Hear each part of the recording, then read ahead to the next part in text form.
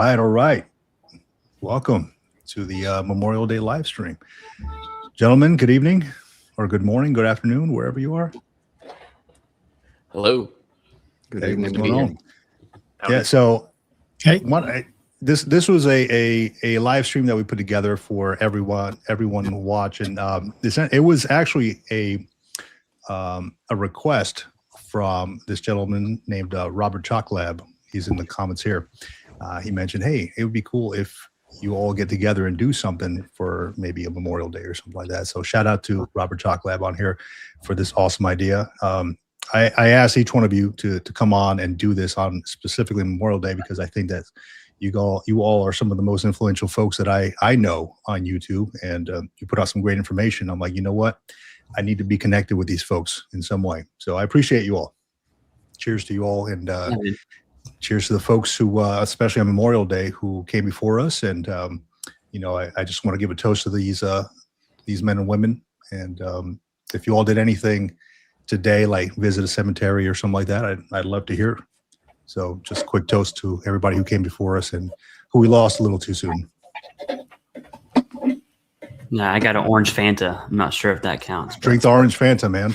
All good. I got a protein smoothie. So. Yeah. Oh man, even better. So yeah, I guess we can get into some stuff. If folks want to ask some questions in the live stream, that's all good. I know I'm kind of driving this, but I also just kind of banter between all of us and talk about what we do with our channels and how we're helping out the veteran community as well. Don't all be so quiet, man. I'm the only loose one here. I'm over here sipping my old fashioned. It's all good. No, it's just crazy to me seeing all these comments go by so fast. It's nuts. Yeah. Well, I'll tell you what I did, man. I went to the Veteran Memorial here in San Diego. A while back, I found a set of medals at a thrift shop, and I bought them for 50 cents, and it had a name on the back of one of the medals. And I went and dropped it off at, I actually put it on the headstone of this gentleman's grave. And, I go back every so often just to visit it. I've never seen anybody there. I'd never seen any coins on there, and kind of sad, right? So I just made a thing of it to just kind of go visit when I'm in the area over by, it's at Miramar. So that was what I did today. And it's not a very big cemetery by any means, but it was very packed. Yeah, usually, almost every single year, my family, I live very close to Arlington National, like maybe 10 minutes away. I could take my electric scooter if I wanted to, right? But usually my whole family, my kids and my wife, we go to Arlington National, which is pretty cool. And then how it's sectioned off, I don't really know how it's sectioned off. I just know that there's a newer area, right? So the post 9/11 generation is generally in that area. And on Memorial Day, that area is more busier than, someone who passed away in 1920. Right. So it is a moment for sure, like to see young families, kids there too. But it's good for the kids. I usually take them. They complain that, my feet hurt. So I've heard that probably 50 times a day. But yeah, that's usually what we do. Try and do it every single year. We take the metro in, so it's not too bad. And that's something they're going to remember for years to come. Like, hey, Dad, you should take us here to visit folks, potentially friends, family that you may have, lost along the way. So it's something that's going to be implanted in their brain, man. That's awesome. Yeah, that's a core memory right there for them. Yeah. It's really cool. Absolutely, man. What about you, John? You're up in Italy. Do you all have anything up there? Like, I know that in France, we talked a little bit about France and all that stuff up there. Maybe some cemeteries to visit and all that. But do you have anything up there? Yeah, France is the spot. That's where all the good, I say good, all the really nicely curated areas are to remember World War I, World War II. I've been to a bunch of those already over the years being in Europe. Here in Sicily, there's nothing American specific. We have a German memorial site not too far from the house, but it's all German. But yeah, usually I'm a German. No, I'm kidding. Usually it's there's a ceremony on the base early in the morning, usually in front of the high school, and they'll have a bunch of people there. They have the kids out there. They'll have some folks doing singing, maybe a band or something like that, and then just a short little thing. The community is pretty tight knit either way. I had full intentions of going out this year. I did last year, and over the weekend we had a multitude of animal things going on. Had some new kittens, and our cat that had the kittens was just over a year old, and she caught something. I don't know how. So the kittens are about 2 months old, and overnight she basically passed away. So I've been playing cat dad all day today, trying to figure out how to keep the kittens healthy. But no, this year is really I hate it when it's a memorable Memorial Day year, because this year lost a good friend of mine in the latest conflict that we're involved in overseas. And he was one of the first handful of people that were over there that got injured and killed. So Robert Marzan, just a hat tip and a swig for him. It really hits home. It really hits home when you see a guy who's getting up there in age and getting ready to retire, and he's on his last deployment, and it's in a space where you wouldn't ever expect anybody to get killed unless they had a car accident or something crazy, which I've seen that as well before in Kuwait and Qatar and some of those places. But to actually get taken out by enemy fire is a little bit strange. So this year is, for me at least, Memorial Day is dedicated to him, to his family, his friends, to all the people that knew him and knew how good of a guy he was. And rest in peace. Thank you for serving our country for so many years in so many different capacities, as a civilian, as an NCO, as a warrant officer, both in active duty and the reserves. Just a great guy, and that's the guy that I would dedicate this show to. Yeah, absolutely, man, absolutely. And I don't want to force anybody to talk about anything that they don't want to talk about. So if you want to jump in and talk about what you did today on your Memorial Day, that's fine. Even if you went out and did some barbecuing, please mention it. As we do have a psychiatrist on though. We do on staff, right? So he can help out here.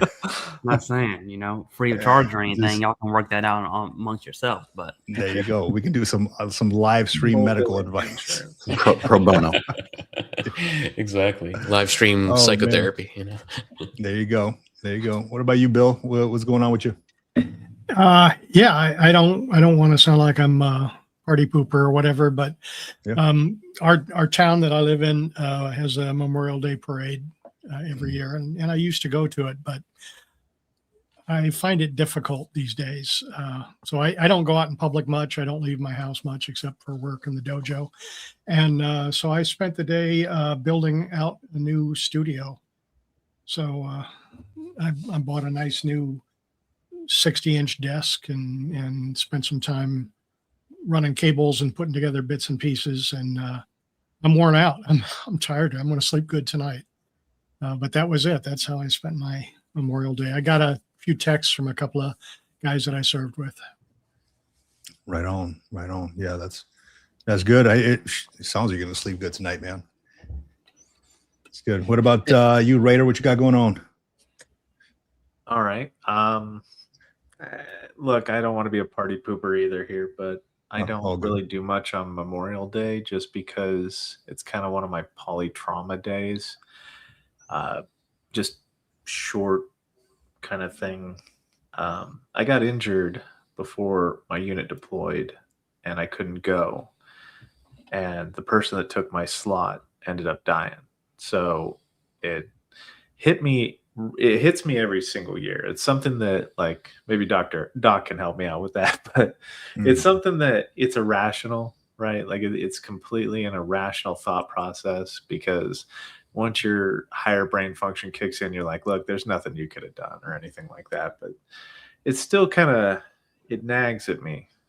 And it's fine for the rest of the year. But whenever I get around this time, I usually kind of isolate, not in a negative way, but just in a kind of be at peace with myself kind of way, and just honor specifically. But my wife kind of told me that I do need to get out a little bit more, even though I'm an agoraphobe. So getting out is kind of a, something I don't do, but I need to be more social. So on this day, so not to bring anybody down, but it is, that's for me where it can be tough, and I don't mind it if people celebrate, I wish I could. And I'm hoping that one day I can get there. And that's my goal, actually, is that one day I can, it is a active goal of mine to get there to where I can it's not as raw, I guess. I don't know. That's me though. Yeah. I get that. Yeah. It's hard. I find it's hard to get out of the house as well. Even after the service, it's hard to find a reason to get out. And when I do, I don't know if I'm sure there's a lot of folks out there like this. They don't like to be around crowds, too many loud noises, things like that. For one, it pisses me off. For two, it's just like, I can't do it. So either I stay in the car sometimes, or, just let the wife shop or whatever it is. Is anybody else like that? Like they just kind of shy away from all that? Yeah, I definitely was Absolutely. at first. Probably over the last 2-3 years, I've gotten a lot better. Don't tell the VA. No. As far as going places and wanting to go places. So for instance, there's this place called Hyper Kids near my house. It sounds rough. Telling you, if I go there, it's bad, dude. It's 12 and under, kids screaming. There's 300 of them. Parents are just being parents. Some are good, some are not. Places like that are a no-no. But if I go somewhere that has for instance, church on Sunday morning that's got 300-400 people in it, I'm comfortable there. And so it depends on where that is. Kids, even though there's beautiful little children, the sporadic noises, high pitches, you're just aggravated. Those doors open up to Hyper Kids, and I'm just angry, instantly. So I think it depends where. I'll tell you this: getting out, I got out in 2019, probably that first 3 years, and that was during COVID too. That was pretty rough. Had some episodes there, not too proud of, but we won't really go into all of that. But it's a lot better now, or not better, just manageable. And then I know where I want to go. Yeah, COVID destroyed me. COVID destroyed my mental health. I backslid so far due to COVID that, I'm fine, obviously, guys. I'm not, any kind of risk or anything like that. But where I used to be able to get out a little bit more, COVID reinforced every single negative thing that therapy was talking me out of. It's you're being a good person by not going out and socializing. And it's I don't know. I got to get back into it though. Therapy is one of those things that, it's not just a one and done. Sometimes you need the Band-Aid, you need the booster, you need to go back to it. And I'm a firm believer in that, you got to keep trying with it. I don't know. Absolutely. Even as a psychiatrist, I've done therapy myself, and I think I 100% agree with that. And, the COVID thing, right? And you guys probably know this, but it's lack of exposure, right? And that actually sensitizes you more, right? And I felt the same way, where my anxiety was more sensitized as because I wasn't being desensitized, due to the isolation. And I don't think you guys are being party poopers at all. I'm going to be one as well if we're defined as that. But I kind of turn more inward as well. I think for a couple of years, I used to not really try to think about it much. But so, yeah, I turn more inward, do some actually meditation. So some woo-woo stuff about folks that I knew. And then what I started doing also is I kind of get overwhelmed if I think about everybody or groups of people or statistics. So I try to focus on like one story and sort of meditate on that one person and that one person's story. Again, it's a bit of woo-woo, but it seems to help. I like me some Can't do the woo-woo every once in meditation. a while. Yeah, I can't do the meditation, man. Last time I talked to a therapist, he's like, hey, all right, think about this. He's trying to walk me through everything. And I'm like, I'm not thinking about anything. Like my mind is completely clear. And he's like, did you get all that? I'm like, no, I wasn't thinking about anything. Like, it doesn't work for me, dude. I can't do it. You know, It doesn't work for everybody. Yeah, it depends. And there's different types of meditation, you know, but some folks it just doesn't work for, you know. Yeah, man. I wish you could see my hands, but the one that I like doing, the meditation, because you can't see my hands. No, but it's the meditation that I actually like doing is where you take the palms of your hands and you put them over your eyes and you try to focus on the black. You try to focus on just, it's like a mindfulness type thing to where if you pull yourself into the here and now, then you can't be anywhere else in worry or anxiety or anything like that. And that was one of those kind of like, you could do it at the workplace. So I used to be able to do that. And people would be like, why do you have your hands covering your eyes? You look like you're so pissed off. And I'm like, no, I'm just meditating. Oh, I can't do that, man. Yeah, I guess I could. I could try right now, but go ahead, Doc. I didn't mean to cut you off, man. No. That's awesome. On a funny note, you made me think of, I don't know if anybody's watched Pan's Labyrinth, where the guy there's like an entity that I don't want to admit to it, but gotcha. but going back to the mindfulness, yeah, I think that's it, right? Like, so talking to veterans regularly, I think it's one of the number one things is not being able to be in the present moment, right? And anything we can do to get back to the present moment is amazing, but it's just hard because we're just so focused on the past and the future instead. Yeah, absolutely. Yeah, and I wanted to bring up something real quick, if you don't mind. And I don't want to turn this into a full-on therapy session, but what you all had mentioned and some of the things that you're dealing with, and specifically today, where we're in one way or another, in our own way, we're reflecting on things that happened in the past, things that we've experienced, people that we've known that are no longer with us potentially. I went through a thing, and it wasn't even therapy. It was really just stumbled upon it. And then I tried to apply it to my life as far as bad relationships, strange relationships, and otherwise. And even like things like the loss of my father really, really early. He was 61. And that kind of sent me down this weird path either way. But there was a thing that I discovered and came across. It was all about forgiveness. And basically it says, in more words than I'm willing to read off of my ring. I have a ring that's got the whole thing written on it, inscribed on it, but it basically says, and it's a thought exercise, right? So you basically, as you had mentioned, to think about one person and kind of meditate on them. And this thought exercise on forgiveness is basically saying, I forgive myself for any wrongdoing I did to you. I forgive you for any wrongdoing you might have done to me, or I might have interpreted as wrongdoing. And, it's basically kind of like, grant me the serenity to do things to, the serenity prayer, but in a more personal one-on-one level. And that kind of back and forth mental exercise between you and that person, and visualizing that person in front of you, and you saying that to them, even if they're not alive anymore, maybe you saying that to them and saying the other parts back,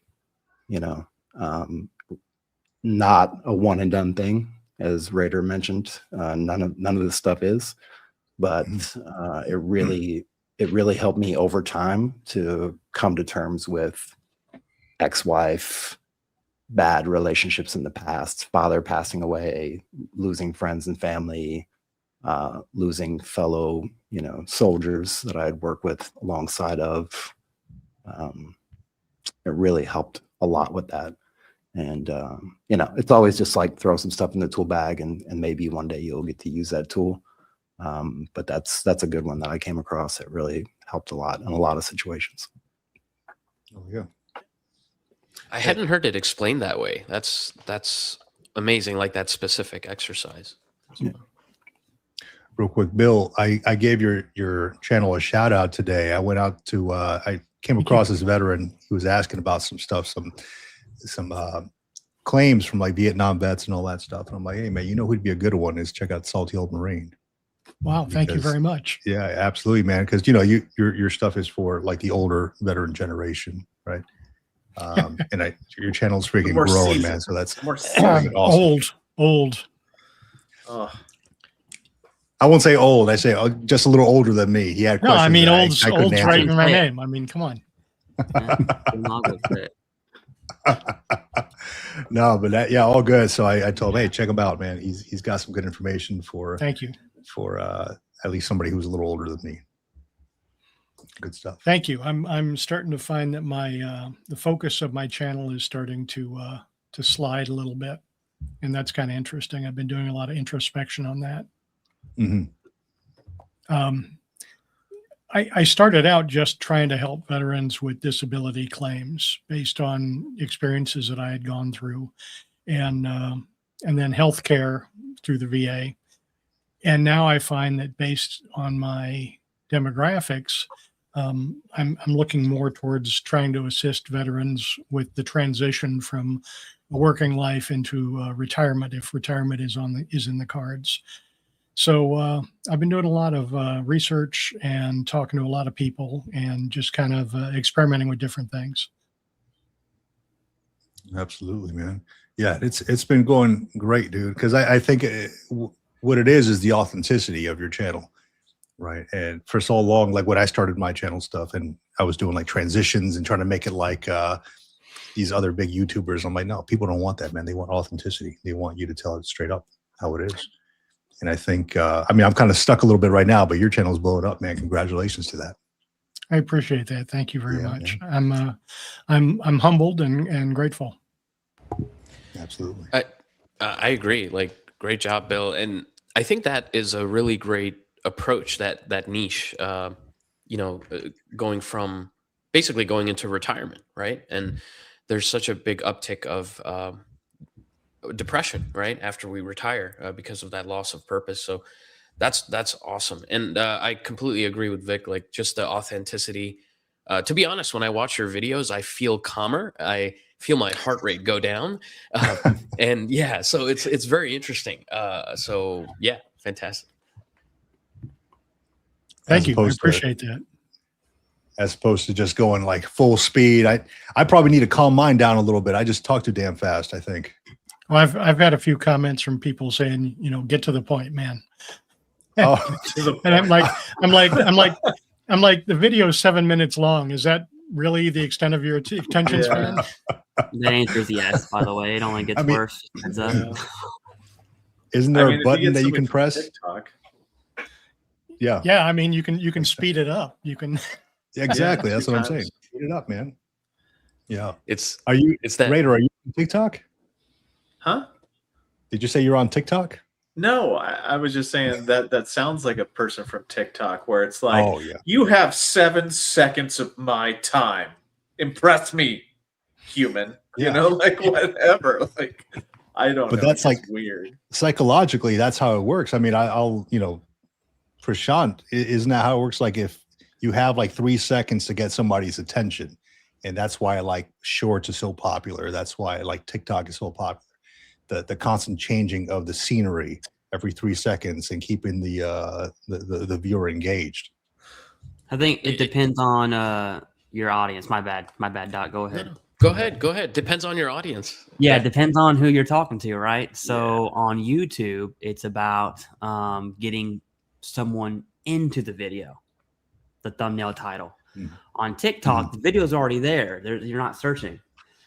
Less than 1% of videos found on TikTok are searched, right? They're just on your For You page. Yeah. And so on TikTok, it's about that, I would say 2 to 3 seconds, getting them to stay, right? So YouTube's introing them to the video. TikTok's video is already there. And so that from the get-go, you're kind of starting on different playing fields, right? And then on YouTube, it's getting them to stay, but that comes last. whereas TikTok, that comes first. How much research have you done on this, Clay? So my PSYOP days, psychological operations, as a millennial, deployed many times, primarily fighting against the Islamic State on various environments. One of them being the information environment, and they are really good at social media. What's crazy is the tactics, techniques used in that environment are almost exactly the same as how normal Americans use social media. So really, that's why it translates. Okay, if you want to talk about influencing ISIS jihadists, I can talk about that all day. But one of my favorite pastimes. Awesome, man. We can learn a lot from you. You should make a video on that.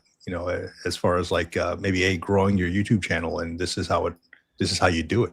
Because I mean, your stuff. I mean, I remember seeing yours when it was like half the amount that it is now, and it just kind of blew up. Yeah, it's been crazy. It's hard work too. Day, right? But quitting my job changed it, where I was just doing it as like a side hustle.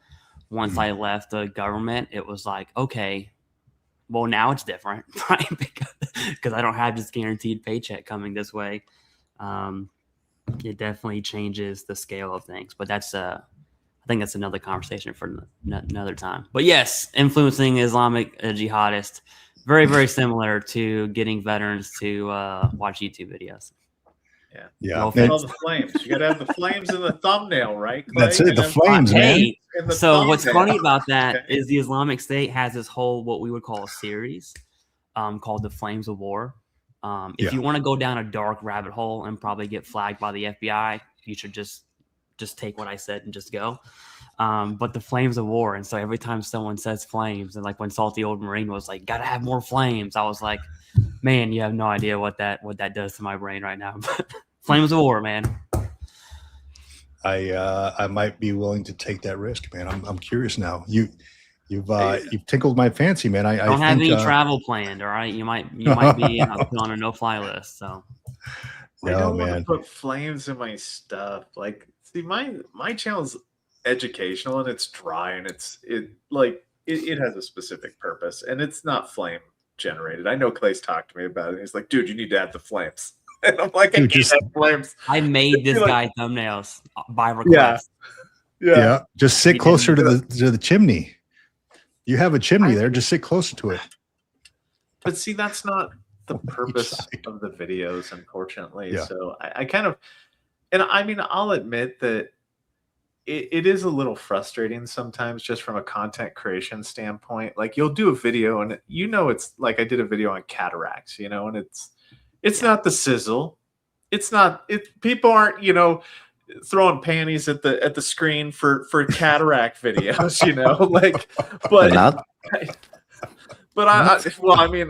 so I've been told, but you don't know. You don't know what happens at somebody else. You don't know what I do on my screen when I watch your videos, Raider. You know what? I take it back. I take it back. But I just sometimes, for me personally, not every single video is going to be just this killer 150,000 view video.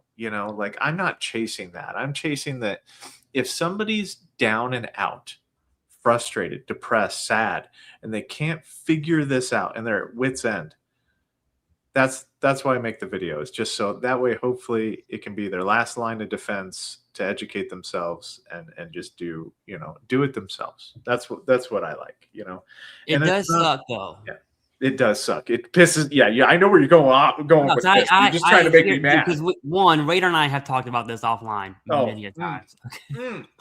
It sucks because Raiders, I wouldn't even say arguably, I would say definitively has the best VA educational content out there, and I'll die on that hill. And what sucks, people say rage baiter, they'll say everything but masturbator. That's a good one. Like clickbait, stuff like that. That's a joke. My bad. We're not demonetized now, are we?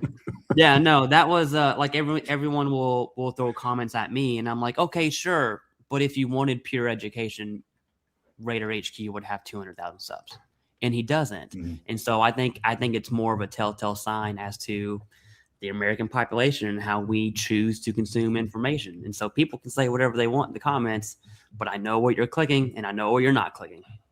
And they keep clicking, right? Because like it's like Lucy with the football.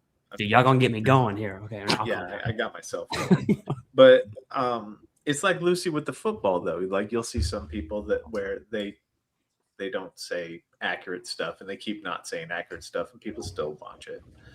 You know, I don't know. Like I've always thought about maybe transitioning to what happens after teaching. And I don't even know what that looks like for me, but I don't know. Well, I saw somebody in the chat saying you could be a Raider instructor, right? Has that ever been a consideration? I have been. I've taught Raiders. Okay. Yeah. So here's the thing. Like I'd have to go back to work for the VA, and my anxiety disorder can't take that, honestly. There's a lot of different reasons why, but there are a lot of veterans out there that whenever they open up their decision letter, they just shake their head because they know that they had all the evidence. They know that they had a very solid case, and yet still somebody denies it. And then what they write in there is almost absolute gibberish.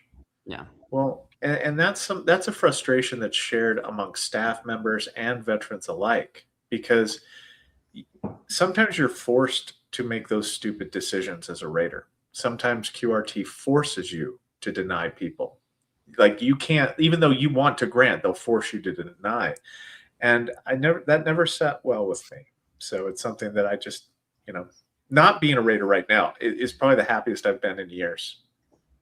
Just from an emotional standpoint, just from a self-care standpoint, stress standpoint, like being able to help veterans in a different way is a lot more fulfilling and enriching. Some people tell me they're like, like, when do you sleep? And I'm like, I sleep whenever I sleep, of course, but it's not work if you're doing something that you enjoy doing, love doing. So that's what I like, but I don't know.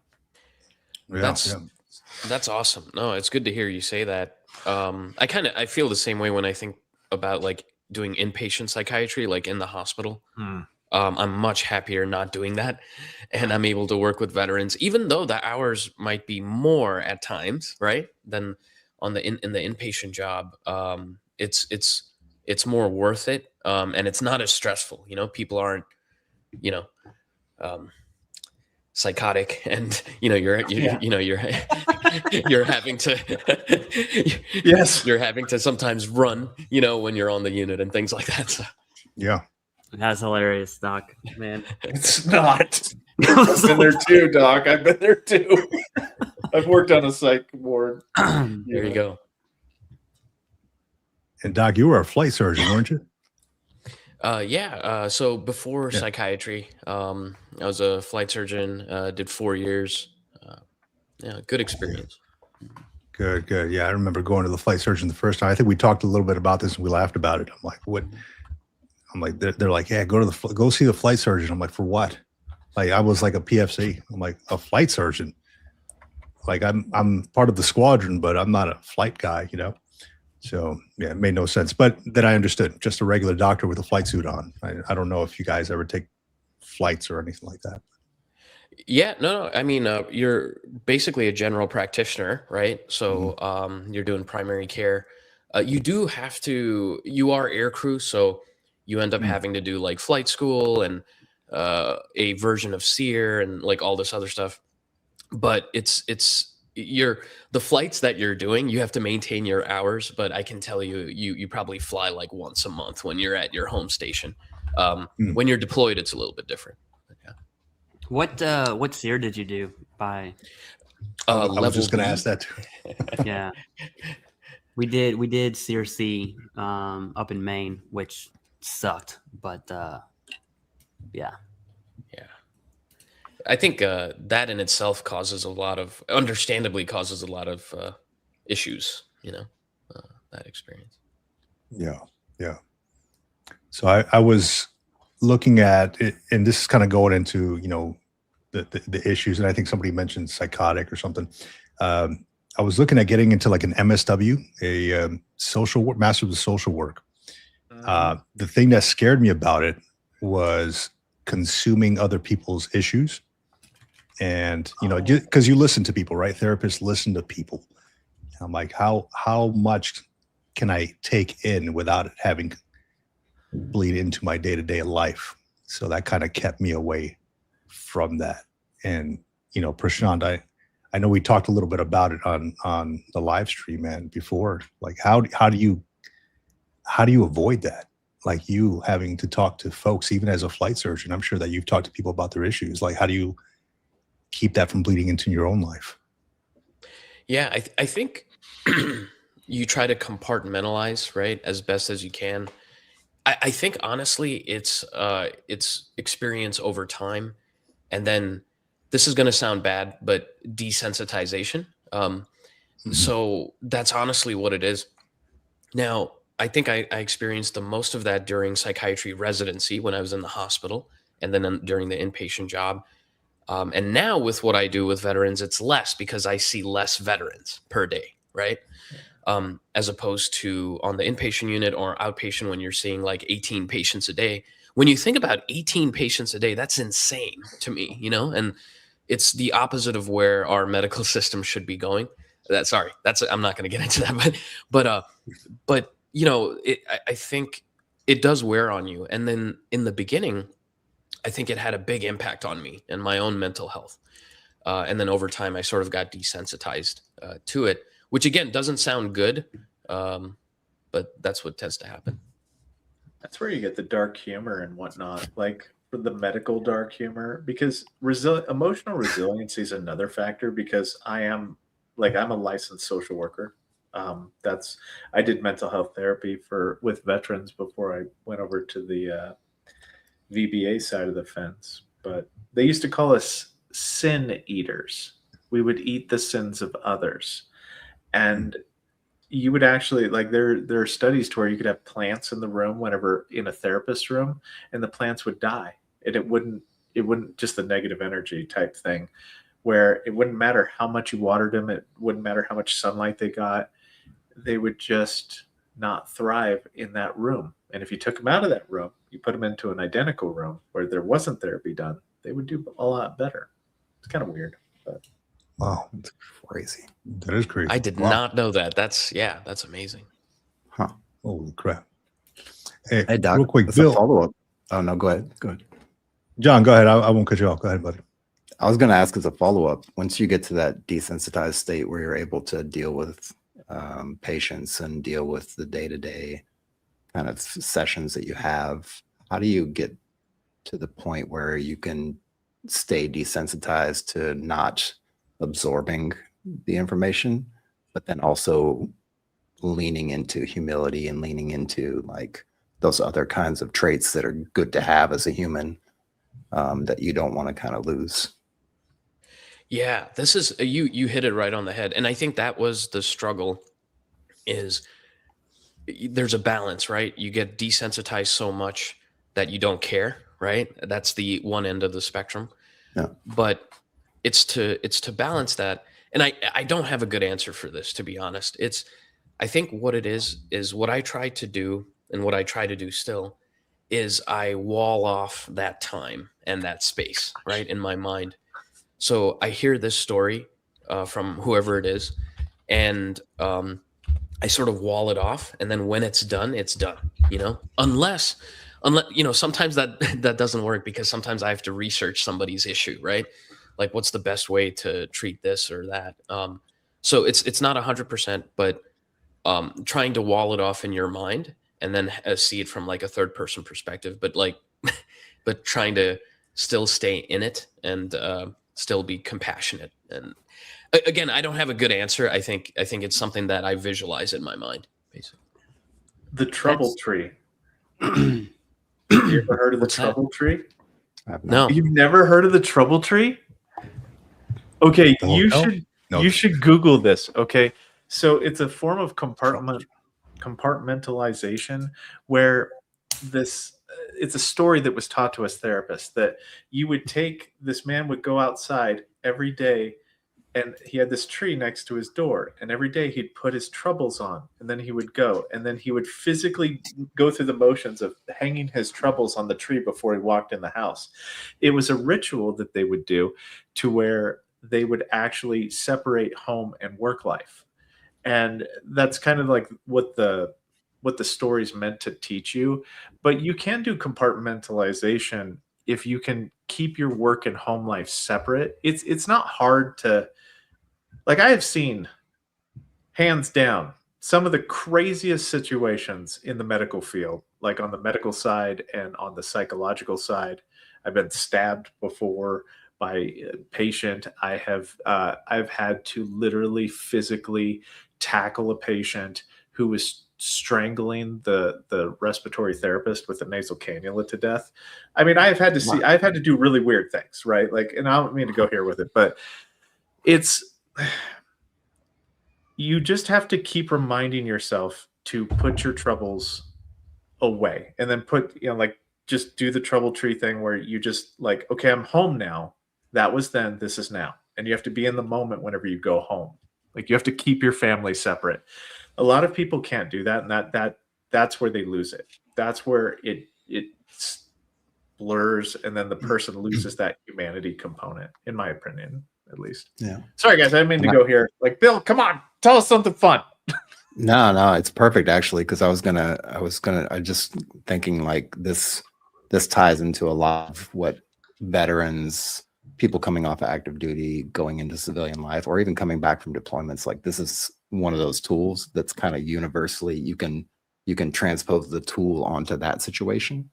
Not being a therapist, but being a soldier or a Marine or an airman coming back from a deployment and trying to figure out how to compartmentalize life in general. And I think that's super helpful. Like, that's my golden moment of the whole show right here, is that I've never heard of that. It's great. It's not psychiatry. I am a pastor in my local church, right? I just had someone this morning just said, I'll try not to. Sent me a text at like 7 something on a holiday and was like, hey, when you wake up or whenever you see this, please call me. This is something happening and they're going through a crisis. And that's just an average day. All right. We have a pretty large church. And so it's one of those things.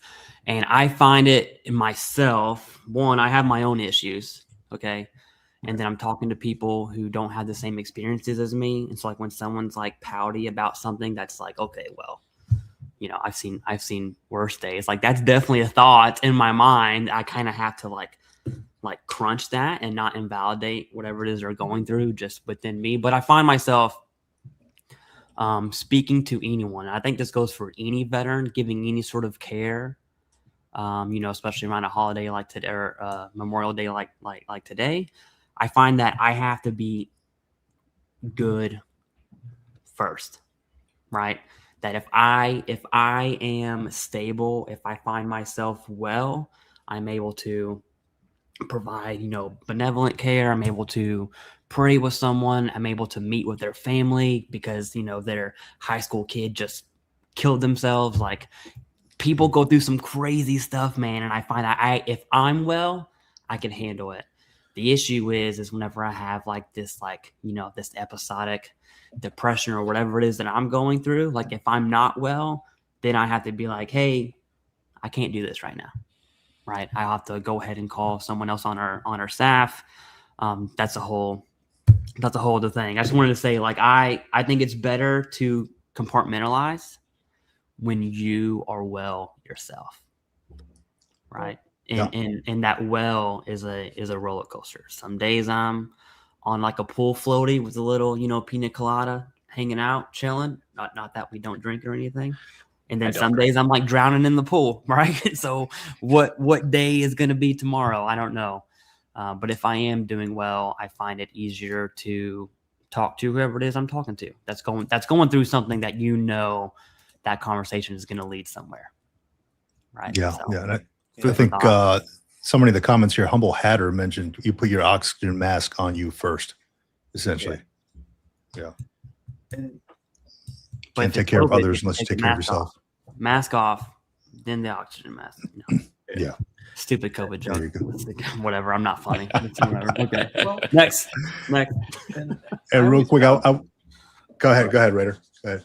I always find that people, like whenever I would do therapy with people, I wouldn't get into very complex or really big ticket items. I would talk about that everybody has a bag, and that's their trouble bag. And their trouble bag is only so big. So either you have to put less trouble in the trouble bag before it overflows, right? Because if the bag overflows, then that's you freaking out and, you know, yelling at your kids and, you know, like doing weird stuff where you're screaming and following somebody home. Mm-hmm. So there's two different things that you can do. You can either add more coping mechanisms, which means getting a bigger bag, or you can work on putting less troubles into the bag to where it doesn't fill up as fast or as much. But you also have to empty the bag. And I think the Salty Old Marine has a very good, like you do karate, is that correct, Bill? You have a dojo and whatnot. Like self-care in that respect, like doing things like that, staying, like it doesn't matter what it is. It could be stamp collecting, I don't care. But those are some of the things that I have seen. As long as it means something to you, it helps you empty out your trouble bag at the end of the day so you can start the next day fresh. But I know that Bill talks about a lot of, like you do things, you know, with your wife and whatnot. I don't want to speak for you, but I mean, you talk about, you know, some of the things that you do. And I find that those are the videos that I tune in to more for, you know, because I want to learn, because I know what I do, right? Like I know what I do, but I want to maybe do other things. And I don't know what other things are out there. I know that sounds like the stupidest thing that anybody can say because I'm a grown man, you know, and I'm like, you can go find something that you want to do. But I'm like, what's Bill like to do? You know, not that I might want to do it, but it just broadens my horizons, right? Like I just want to have more options. You know, it's like knowing more vocabulary, like having a more robust vocabulary. I don't know. To each their. But Bill, you're like an 8th degree black belt or something? Fourth. Holy shit. Yeah, I only know how to do like black belt McMap, dude. I'm sure that doesn't translate to that doesn't translate to anything. That's like white belt in Taekwondo, dude. I just I got into it about 18 years ago. I started out as a white belt at 45 years old and just kind of kept going. And once I got to my first degree black belt, I started teaching kids, and I got a lot of satisfaction out of it. I remembered back to when I was a kid. Every adult role model that I ever had that was a positive role model, I remember.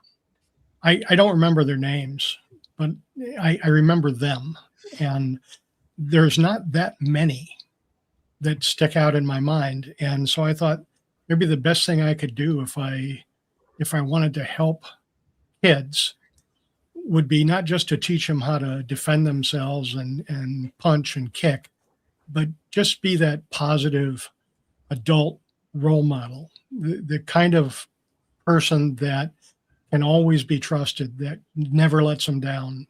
And if they remember a positive adult role model, they don't have to know my name. 20 years from now, then I did something good, I think. So that's why I do it. That's excellent, man. It really is. I mean, I can remember my old, karate instructors who were, I mean, even jujitsu instructors, right? Who played a prominent part in my life, when I was younger. So I think you're doing something great, man. I really do.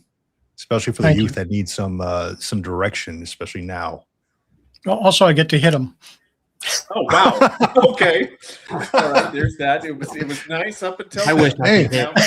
Let's cut that out live here. I'm on the phone. Don't worry, Doc. I got the phone. I'm dialing the phone right now. I interesting you said that, Salty. I go to a lot of conferences for church stuff. Anyway, someone's like, hey, how can you be the best student pastor, best youth pastor, next gen, whatever? They're working with, middle school, high school kids. And this dude sat up. He's just been in the game for like over 50 years. And his one answer was just be a good dad. He's like, if you have kids, just be a good dad, good role model.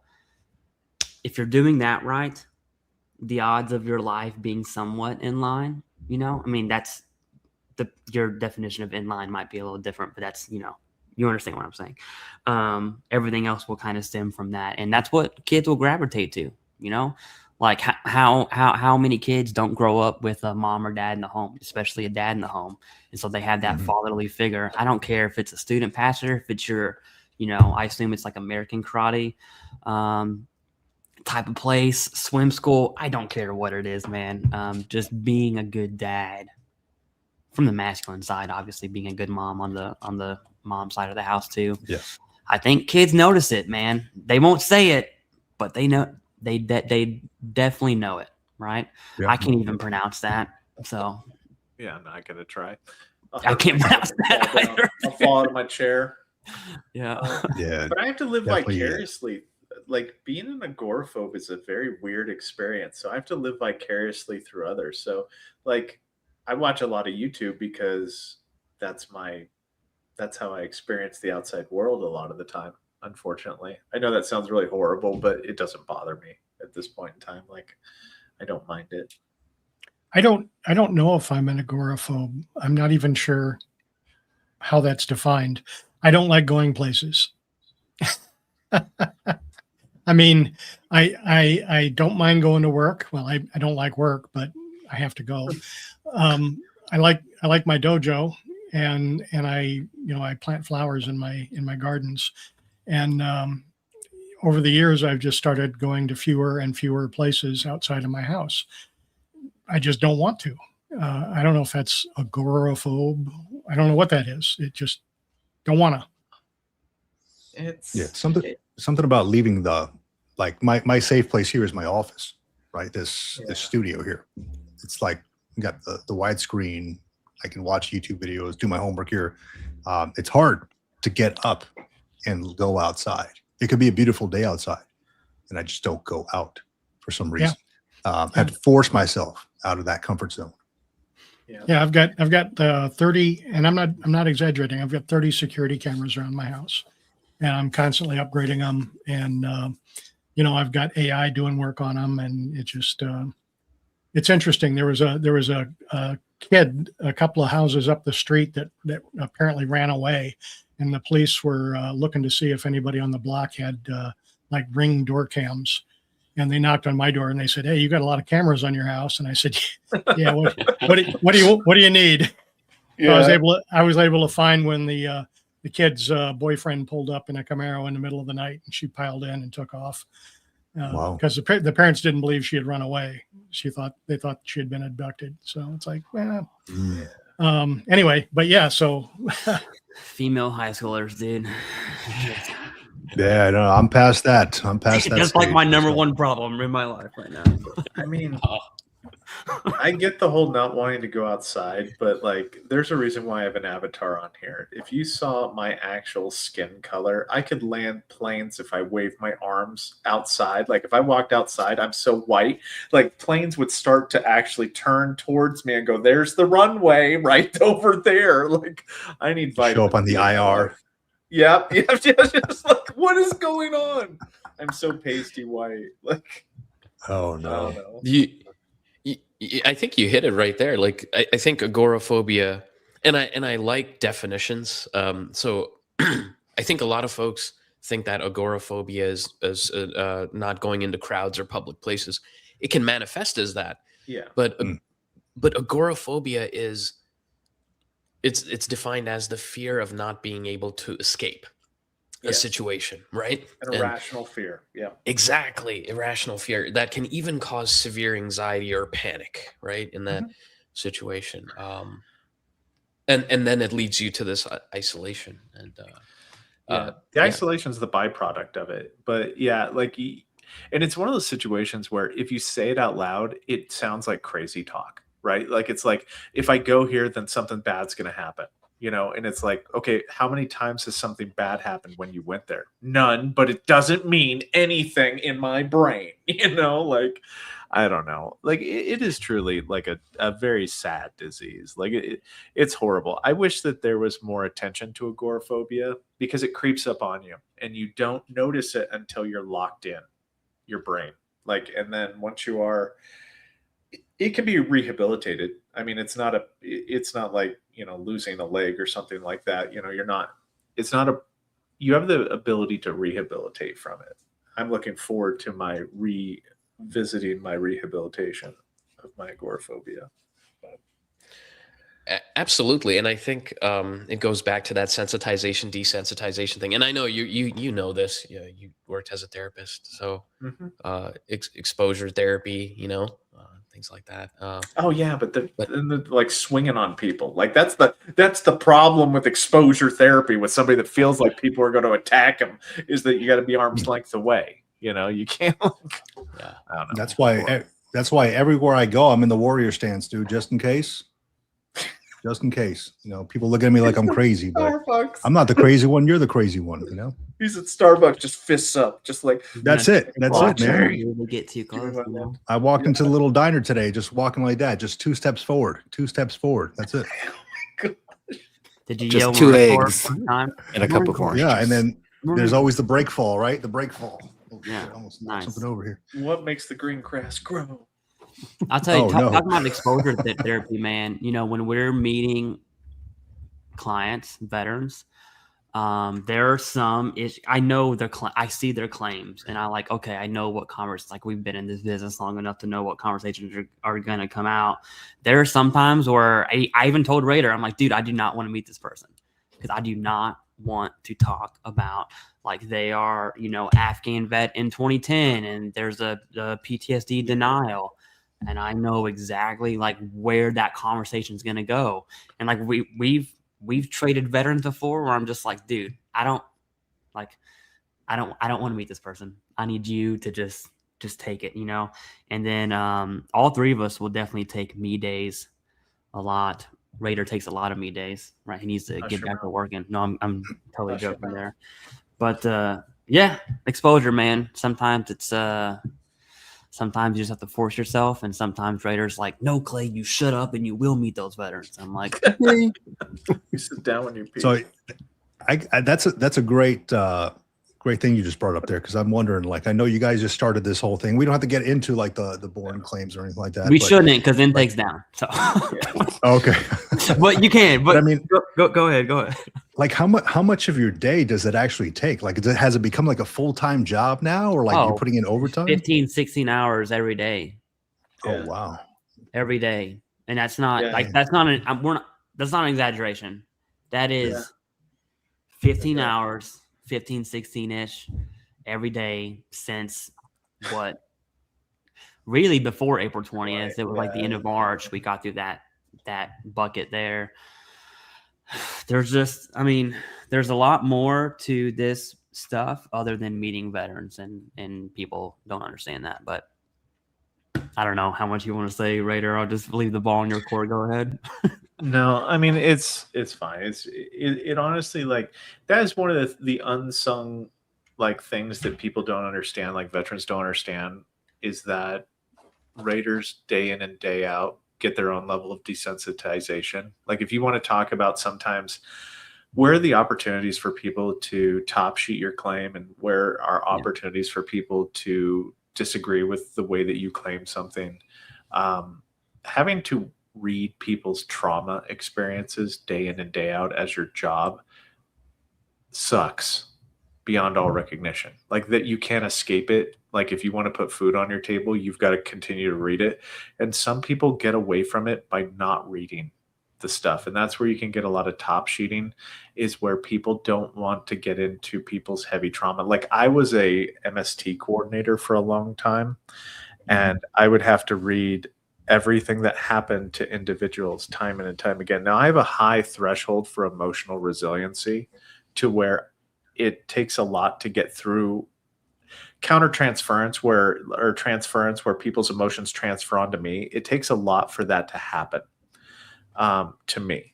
So, but other people aren't as resilient, and for them, like, they just spiral. Like, a lot of people, that's why there's a lot of turnover in the VSR and Raider community, is because they can't take it. They don't know what to do with it. They don't know what to do with other people's trauma, and it just sucks.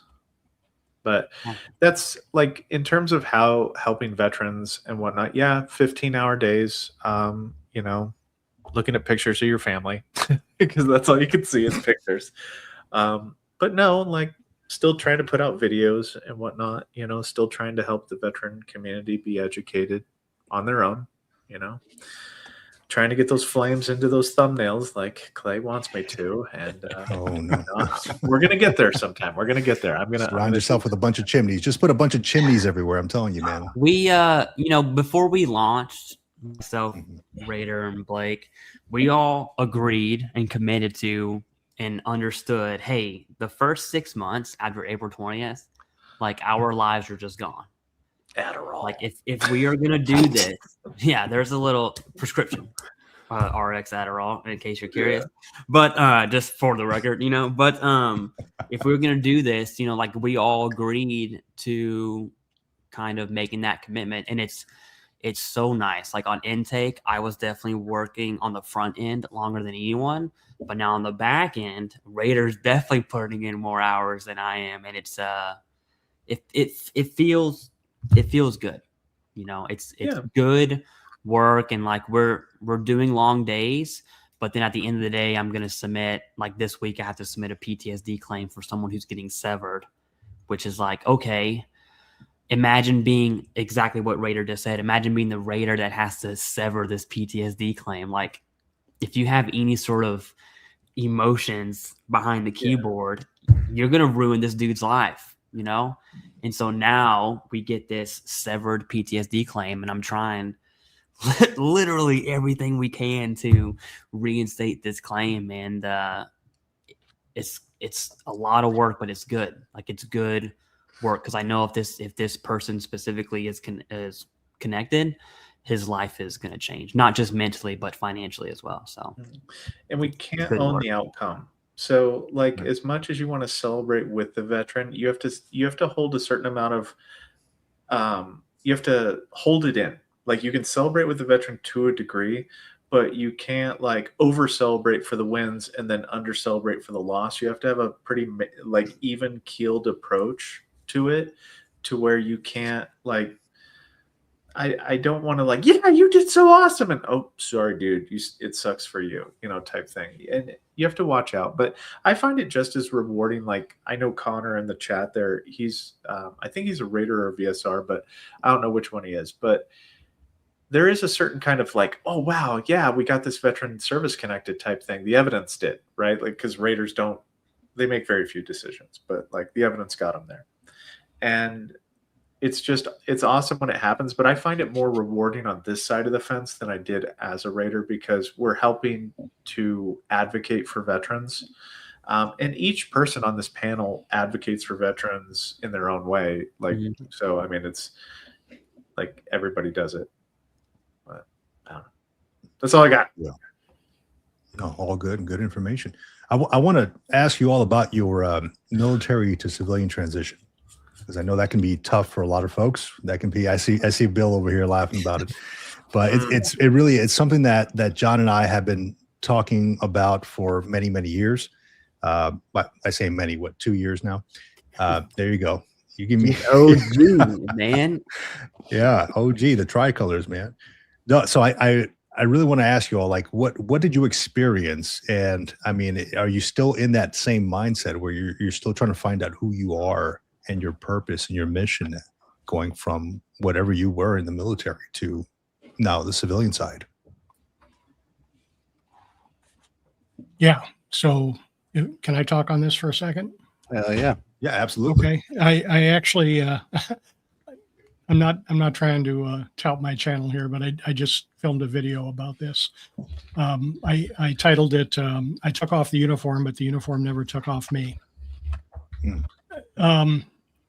Basically, I mean, I got out in 1985. So, I mean, how long do you have to be out before you don't wake up anymore thinking that you're back in boot camp standing fire watch, or you think you're out there in the field, you know, eating sea rats and hanging out with your buddies, or going to town and getting crazy, getting a new tattoo. You know, how long much time has to pass before that stops being a part of your life? And I mean, it's difficult for me because I feel like, look, that was such a short part of my life. I mean, it was only 6 years, and I'm 65. How could that small amount of time have made such a formative impression on me that it forms like the core of who I am? You know, I think of everything in terms of how I would react in the field. Some of you guys saw a video I made some time ago. My wife and I were driving down the road, and somebody took a BB gun and shot out our back window. And first thing that I did was I told my wife, floor it, you know, hit it, because, you know, we're being ambushed. And as soon as we got around a corner, I jumped out. She's like, what are you doing? I said, defensive perimeter. I wasn't even armed. Okay. They didn't know that. That's the reaction, you know. Get your hands, right? Maybe he had his knife hands. Okay. Yeah. So no, it was just it never ever leaves. You know, when I go out and mow the lawn, I'm wearing my cami pants. You know, I still got my boondockers. I still got my closet with all my stuff ready for wall locker inspection. Yeah, it's stupid. What am I doing? Why would I even do this? This is crazy. And I don't understand it, but it is what it is. I don't think it's stupid. Yeah. I don't It's think that's not, stupid at all. I don't think that there is a time frame either. I mean, the amount of vets that we have talked to, I mean, it is a significant part of your life, right? It's the significant chapter in there. But a question that was posed to me at one point was when do you fully transition to the next chapter? And I don't think that folks who have put in significant time in the military or any time in the military, I don't think that chapter always goes away. It stays with you. It's part of your life story. You know, you always remember it, becomes a part of you. So it is tough. It is tough. Go ahead. Anybody else who wants to chime in on it? Yeah, no, just wanted to reflect on what Bill was saying. I think that's huge. And you know, I'll make a joke about Air Force, right? Like, so when I think about Air Force versus Marine Corps, right? And here's the thing with the Marines that I've seen. I'm ready for it, dude. I'm at my warrior stance. Go ahead. So the Marines, like from when I was deployed and, you know, being attached to several different units and then working with veterans now, I think there's like two things that I think about with Marines.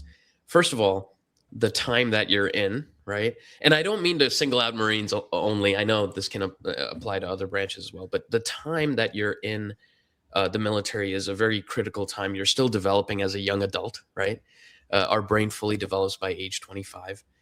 And then on top of that, Marine Corps Marine training, right? Like kind of like just destroying you and building you back up, right? The crucible, you know, all these things that it's almost like reshaping your personality in a way. And what I've seen is that folks who are Marines are always Marines, you know. Yes. There's that, right?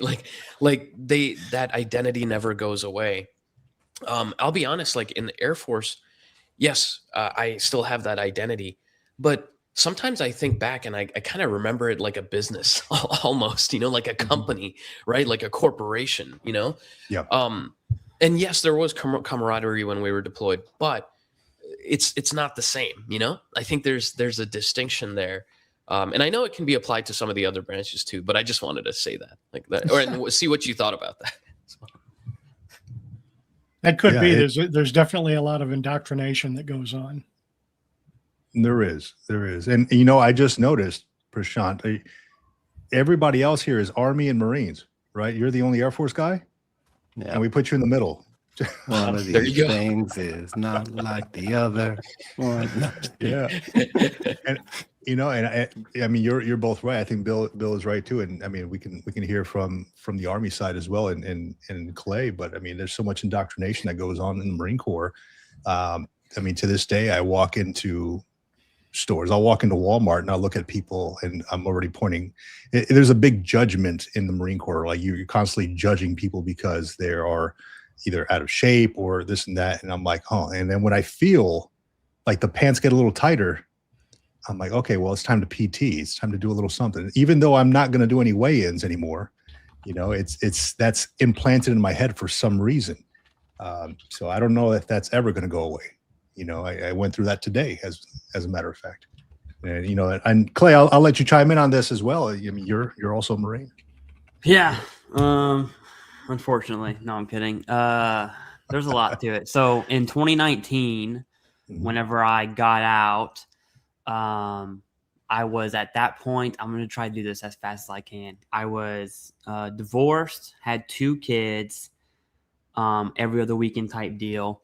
And when I got out, I had 60 days of terminal leave, which, right, whenever you're in, you're like, yes, I have 60 days of terminal leave. My life is amazing. And so you get on that leave, and then I realized, oh my goodness, I didn't have anywhere to live. And so I talked to the barracks manager, who was also my friend, and I was like, hey, I got out yesterday. Also, can I stay in this room? And she was like, yeah, sure. So I stayed in the barracks for about 2.5 months after I got out of the Marine Corps, which was just weird. Like seeing my peers, it was kind of like degrading too, you know, like when you get out, you're supposed to like move on to this next chapter. And then the next day I was in civilian clothes.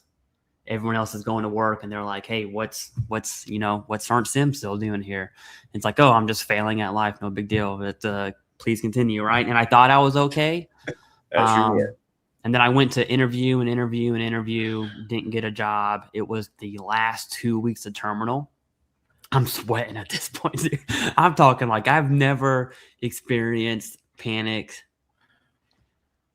Within that last like 2 weeks of terminal leave was definitely the highest anxiety, like consistent anxiety, not like up and down. And I had this last job interview and I was like, dude, if I don't do this, like I'm going to go sleep in my mom's basement back in Kentucky and just be a nobody and go work back at Culver's or something. And just fast food, fast food it and GI Bill it up. And then I finally get this job. I ended up moving into this dude's place who was having it renovated. So that was weird, which also sucked because I'm living in a condo that's getting renovated. So that was miserable. And then I think life kind of hit really, really hard, man, like being divorced, having 2 kids and every other weekend type deal, having a home that really wasn't suitable for kids. And then it's like, I got to figure this out, dude. Like, what am I doing? I was this close to going back into the Marine Corps on the PSYOP pipeline. It was a little different back then. You could have became PSYOP like that with experience. They were taking all the OG psyopers got out, and so there was a huge influx, and I was so close to doing it. And life just sucked, dude. Seriously, like it was like that until probably 2022. I'm going in and out of treatment. I'm dealing with VA claims at that point in time. I am dealing with the drama that comes from being divorced, which is just, a walk in the park. Good times, dude. And then I'm dealing with like this whole identity crisis. And it's like I had all my uniforms, my ribbons, my medals were perfect, stacked. Everything was perfect. And I was like, I just couldn't let go of the Marine Corps.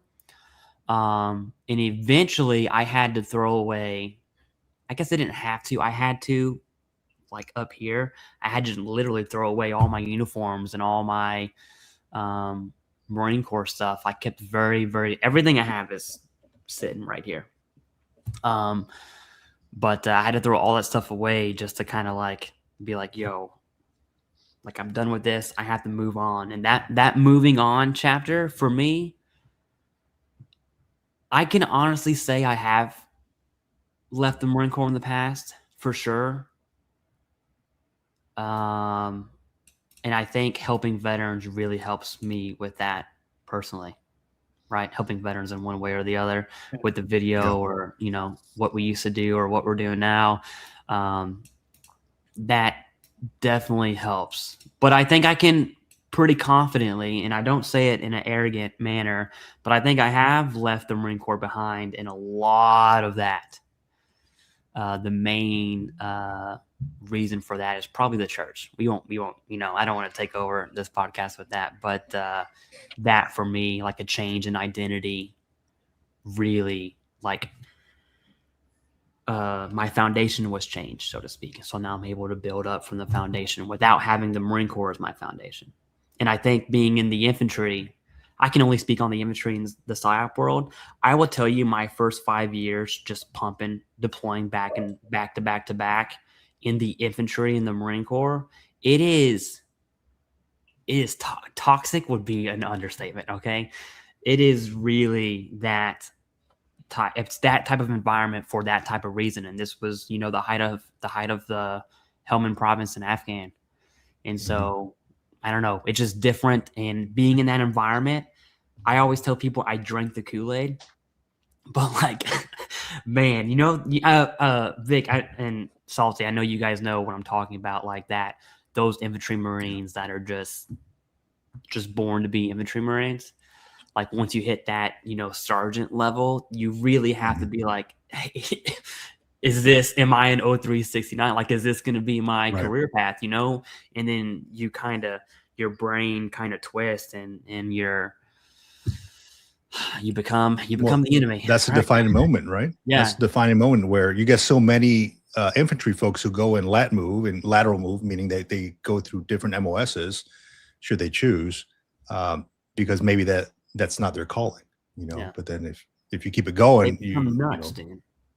Yeah. The craziest people I've ever met were staff NCO, we call them 0369s. It's your E6 and up infantry Marines, and they're all nuts. And I mean that both medically and as a joke. So they're all crazy, dude. Doc, you got a lot of work to do down at Camp Lejeune on Steve Street. Okay, you got to get down there, dude. These boys are wild. But man, for me, like it took a change of my like foundational understanding of identity to be like, yeah, I left the Marine Corps behind. Right. So now it's not easy to do, man. No, it's not.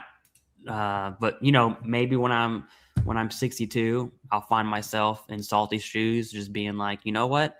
Maybe I didn't leave the Marine Corps behind. What do I know? It's only been, how long is 19 from 26? It's only been 7 years. I got out July 4th. July 4th, 2019, Freedom Day. That's what I call it. So, there you go. Pup. There you go. Pup.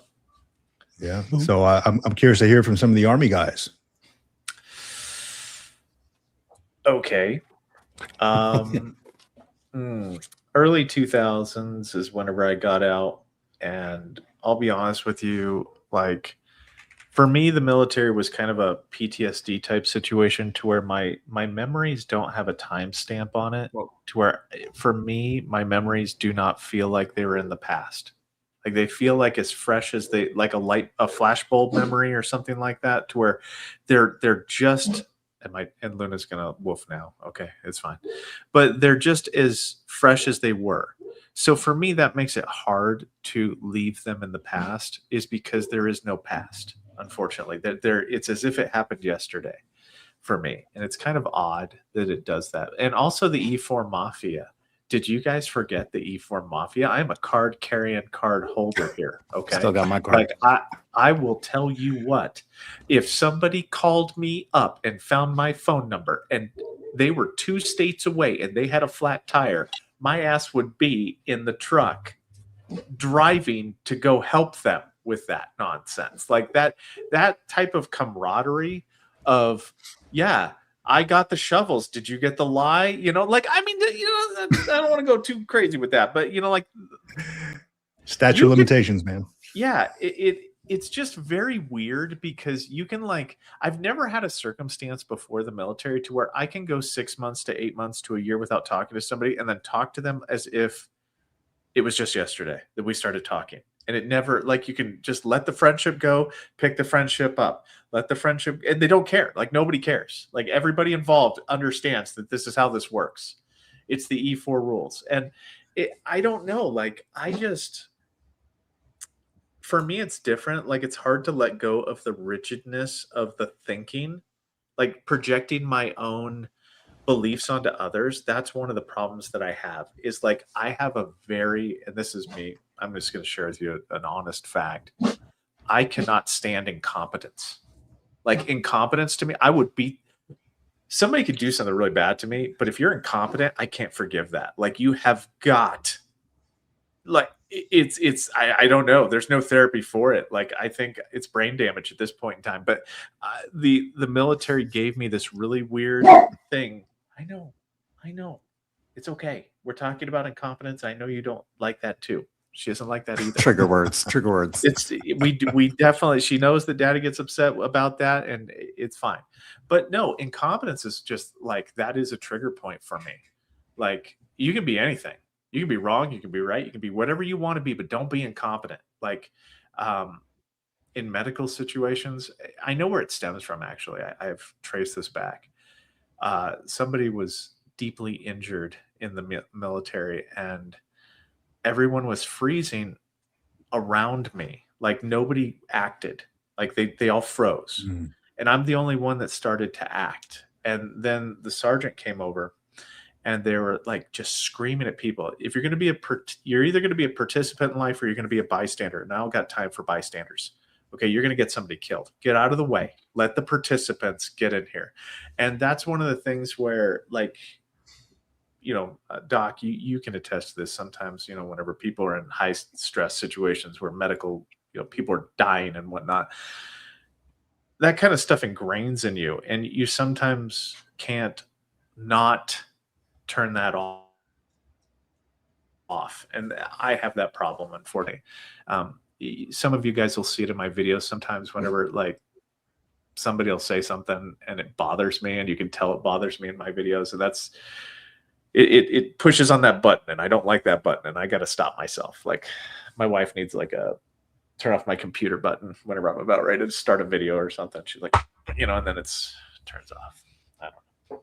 But yeah, for me, that's, talking about the military and, whether or not I've gotten past it, I think for the most part I have, but it's always there. It never leaves. And that's why, and I hate to even bring him up, but Lieutenant Colonel Gade, whenever he says that he doesn't want to be a veteran or something like that, that's why I get so upset at him, is because, like, it was such a powerful time in my life, good or bad, right? It was a mixed bag of just horrible things mixed with awesome things. And when people say that they don't want to be considered a veteran, it really bothers me. Like, that's your choice, of course. Like, and like, you don't have to be like me or anything like that, but I find it fairly, like, more disrespectful than it should have been taken, probably. I think, no, you're spot on, Raider. And I think the context of him saying that was on this moral high ground of who deserves benefits. And it's like, okay, well, you're saying you don't. I mean, what he's saying is, I don't identify as his identity in veteran was mixed with that, who he believes should rate VA benefits or not. And it's like, well, you're taking that a different route. Like, he's saying one thing while saying that. So yeah, pretty wild. Easy for somebody to misunderstand, though. Absolutely. And somebody who doesn't identify as a veteran maybe should not be involved in influencing policy on veterans. There we go. It's kind of strange. Yeah, I know, right? Yeah. There we go. What about you, John? What you got? Yeah, that was a great elephant in the room moment right there. Non-veterans voting on veteran bills. Myself, yeah, I mean, I was thinking about this today, actually this whole week leading up to this day. I figured we would probably discuss some of the stuff. But especially today, thinking back on my time in service and kind of just going back through the chapters and trying to figure things out, and thinking about folks on Memorial Day. I feel like I was groomed, and I like what Salty said about those childhood mentors that you can't remember their names, but you remember who they are, and they impact your life deeply. I feel like that couple years in service, whether it's a couple years, 20 years, or 30 years. Like there's specific times within that service that you also run across a handful of people that deeply impact your life, for some reason or another reason. I grew up in Scouts like my whole life, basically.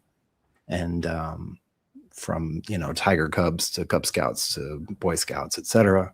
So I feel like I've been surrounded by the military the whole time, and literally, quite literally, the last, I don't know, 5 or 6 years of that was literally like next to an Air Force base. Like all of my scoutmasters and people that were involved in scouting were all, military veterans, just the same kind of mentality and that training for going out and surviving in the wilderness and learning how to take care of yourself and learning how to tie knots and learning how to use a knife correctly and learning how to shoot weapons and learning how to fold a flag. Like those basic skills that I grew up with, I feel like they groomed me to be like it was a natural transition to go into the military. So then coming off of military service in 2021, I guess, I've said this before, but I'll mention it again. Like I literally took that last 4 or 5 years of my military service, and I knew I was going to get out at a certain point, and I kind of knew like what the target date was.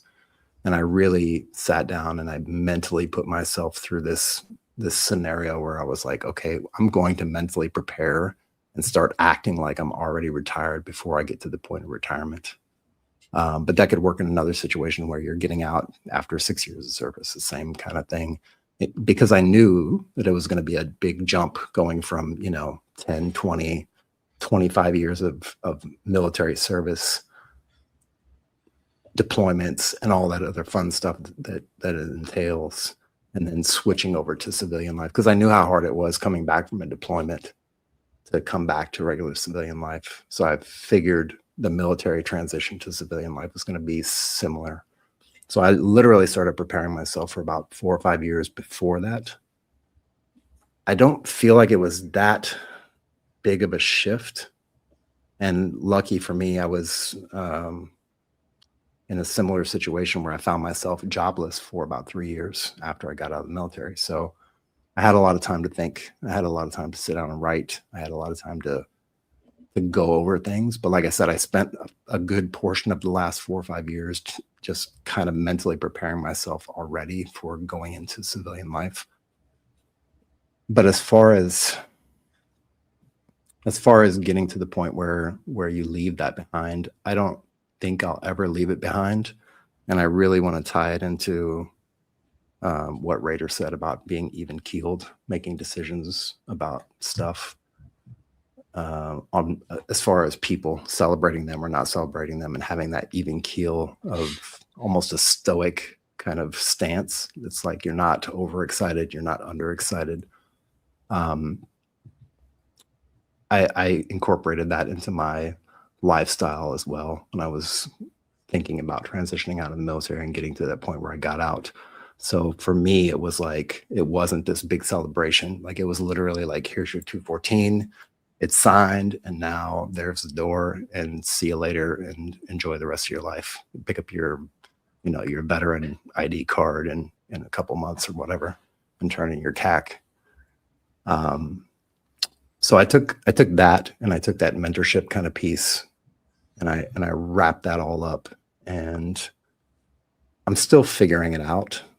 I don't think I'll ever get to the point where I completely figure it out, but I feel like things like this that we're doing, helping veterans, putting YouTube videos together, spending hours on nights and weekends, figuring out content, or doing a live stream on a Sunday every Sunday for the last 2 years or whatever, spending time gathering the communities together and then figuring out how to get, a whole bunch of YouTube folks together who are also veterans, who are also out there helping veterans every single day. It's a mission that we weren't given. It's a mission that we chose to do. And I feel like that's, like in Clay's case, it's, he's going down the seminary path of learning how to be a youth pastor or youth leader. in the church environment. I feel like this is another one of those ways that we kind of get to a sense of normal and get not past the military, but get to the point where we can have another sense of purpose beyond the military service. And we put on our own kind of uniform, our YouTube uniform, or our, you know, helping people out as a VSO or whatever it is we do, to just go beyond, because that's the natural transition in life, right? You start out as a student and then you turn into the teacher. And I feel like we've made it to that point once we've got out of the military. Like now we're the teachers. Now we're the ones who should be helping other people learn how to get beyond service, learn how to get their VA ratings up, learn how to figure out how to use VeteranAI, learn how to, you know, go and get help at the VA clinic, whatever it is they need to do. So I feel like that's the thing that's really keeps my head above water every single day. And it gives me the drive to continue on and be excited about learning more about civilian life, learning more about how to become a civilian, how to be out in public with people, how to navigate the world of idiocracy that you deal with every single day, whether it's in traffic or in the line at the grocery store. That's my North Star. And that's kind of how I've basically learned to integrate. And it's a continually learning process. It doesn't ever stop, I don't think. You said something that I think stood out. Whenever you got your DD-214, there wasn't a big celebration. You kind of just, you know, I think it's a realization of the Marine Corps will go on without you, or the Army or whatever. It's like, okay, well, I guess it wasn't that important. You think I'll say about myself, okay? I thought like I was, dude, I am keeping this PSYOP shop together. And then you get out and it's like, okay, well, you were actually a nobody. And the machine is going to run just as well without you. And then you start realizing when you join the civilian world, whether that's the job, the workforce, whatever it is you're doing, it's like, wow, nobody cares about what you did. Like literally no one cares that, you know, I turned 19 in Afghan. Next week after that, got in our first L-shaped ambush. And I was like, oh, what the fuck? 19-year-old kid in this L-shaped ambush. And you're just like that experience, no one cares. You know, like whenever you go into the, like, no, literally no one cares. And then you figure out, at least I had to figure out really hard that you are not that important. However, and I'm just saying this to everyone, however important you think you are, just spoiler alert, you're not, right? And I think the quicker you're able to come to terms with that, I think the not better, but easier you'll be able to assimilate back into that civilian world, right? Yeah. So It's like like I try to tell my wife. Yeah, like my Go ahead. wife has worked for the same company for like 18 years, dude. She's wild. And she's made it. She's pretty high up there, man. And she works just as many hours as I do now, you know, 14, 15, 16-hour days. And I'm trying to like tell her, like, dude, your job will run. She works for Northrop Grumman, major contracting company. Northrop Grumman will run. If you died today, that machine will run as if you never existed. And you know, coming to that reality, that's a big pill to swallow, dude. And I think a lot of veterans, specifically because of the sense of purpose, really have trouble with looking at the mirror and be like, I guess I'm not that important, you know. And so I really find therapy in like serving others in various ways. I'm not talking about YouTube whenever I say that. So I that's think what I'm saying. So real you're not that quick. important. Sorry. So, real quick, I also think it depends on how you left the service. Because if you chose to get out, that is not the same like one of my trauma things is being at one of the major Army medical centers and taking x-rays of people who have been blown up by IEDs. And every single day looking in their eyes and knowing that they know that they have no future in the military. Like, whether or not you're med boarded out, like individuals that were med boarded out, there's a difference there, okay? Because something was taken from them. I was med boarded out because of my injuries and whatnot, but individuals who are med boarded out, I think, have a completely different perspective on it than people that just said, you know, I'm done with this. You know, like, I am done and I want to go over here and work wherever I want to work. But that's a level of trauma that the military does not account for. Like, yes, there's a little bit more mental health therapy. There might be more physical therapy. There might be more integration with the VA. But the loss of role, loss of function, loss of purpose, in my personal opinion, is woefully under addressed for those specific individuals. And like, there's a difference there. Like, there's a spectrum to, in my personal opinion, there's a spectrum to how people got out. And like, there's a lot of anger, you know, like there's nowhere for that anger to go, because a lot of the individuals that got out on med board, they felt like, I'm going to do this for 20 years. I'm going to do this for 25 years. I'm going to do this for whatever. And then somebody, something, some issue took that from them. And then how do you put your life back together after that? And that's the question. Like, I spent a lot of time in the VA therapy world, working with individuals on that level of, what do I do now? Yes. PC coffee, being med boarded out feels like being tossed out like the trash. That is a common theme. And like, look, man, I was med boarded myself because of my injuries. I get it. Like, and you know, like the salty old Marine, like, if you want to do a video about this right here, like, this is a topic that we need to address. Like, as a community, we need to address, because it runs deeper than you think. Like, that particular trauma of being med boarded, because how many people, like, I have seen individuals who have begged to stay in. They don't care. Like, they'll do anything. Like, and it's very, very, very, very frustrating. So I think that there's spectrums to it for like how veterans view different things. But I think for that one particular topic, there needs to be more done, like for veterans. I don't know. I don't want to get too heavy with it, but I just see an opportunity to help more veterans understand that, you know, change, you might not ask for this change, but the changes happen. How do we roll with the punches? How do we take everything from the military, and how do we utilize that to be successful in the civilian world? Because the cards you were dealt are not the cards that are going to keep you in that uniform, unfortunately. I don't know. Yeah. Can I jump in for a sec? Bill, go ahead, man. Okay.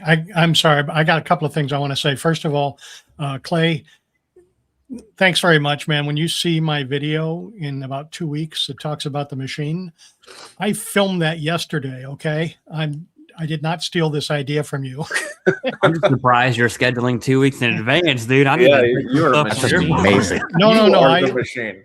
I filmed it 2 weeks ago. It probably won't drop until August. I've got like 50 videos stacked up. What? No, I'm not joking. That's my back. Can I pay you to consult me on that's my backbench. Really? Anyway, but I just made that video, and I actually used the term the machine about how when you're an essential part of that machine. And then your time comes and you're out, and the next person gets absorbed into that machine, and the machine just keeps on rolling. It doesn't care that you're not there anymore.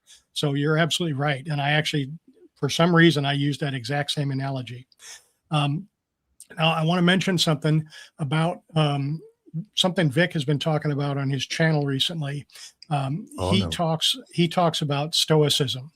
And that happens to be something that I have a certain acquaintance with. I really like reading about Stoicism and Marcus Aurelius and a bunch of other things like that. It's interesting to me because Stoicism is really how the military teaches you. Stoicism is the military in many ways, and we carry that with us going forward. And that's part of the reason, whether you've got PTSD or whether you don't, that's part of the reason that we suck it up. We keep moving forward. We minimize the pain. We don't talk about our problems. To put it the way my first sergeant used to say, stop being a little bitch. That's, well, I mean, that's the way it was, right? You put your pack on, you saddle up, you get on the road.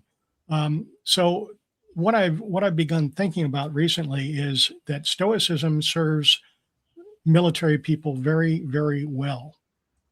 But when they collide with VA healthcare, when they run into the brick wall of VA disability, Stoicism becomes their enemy, because not being able to talk about it, not being able to open up, not being able to admit that you're in pain or that you're hurt, being afraid to show anything that might be considered weakness, the fear of letting your unit down, letting your people down, letting your battle buddy down, all those things stop you from making your issues known in a way that can be examined and rated and treated properly. And so that's a transition that I think is going to be very, very hard for many of us, regardless of what type of injuries we're suffering or whether we're just trying to seek, healthcare and retirement or whatever, right? We've got to learn to kind of move past that stoicism.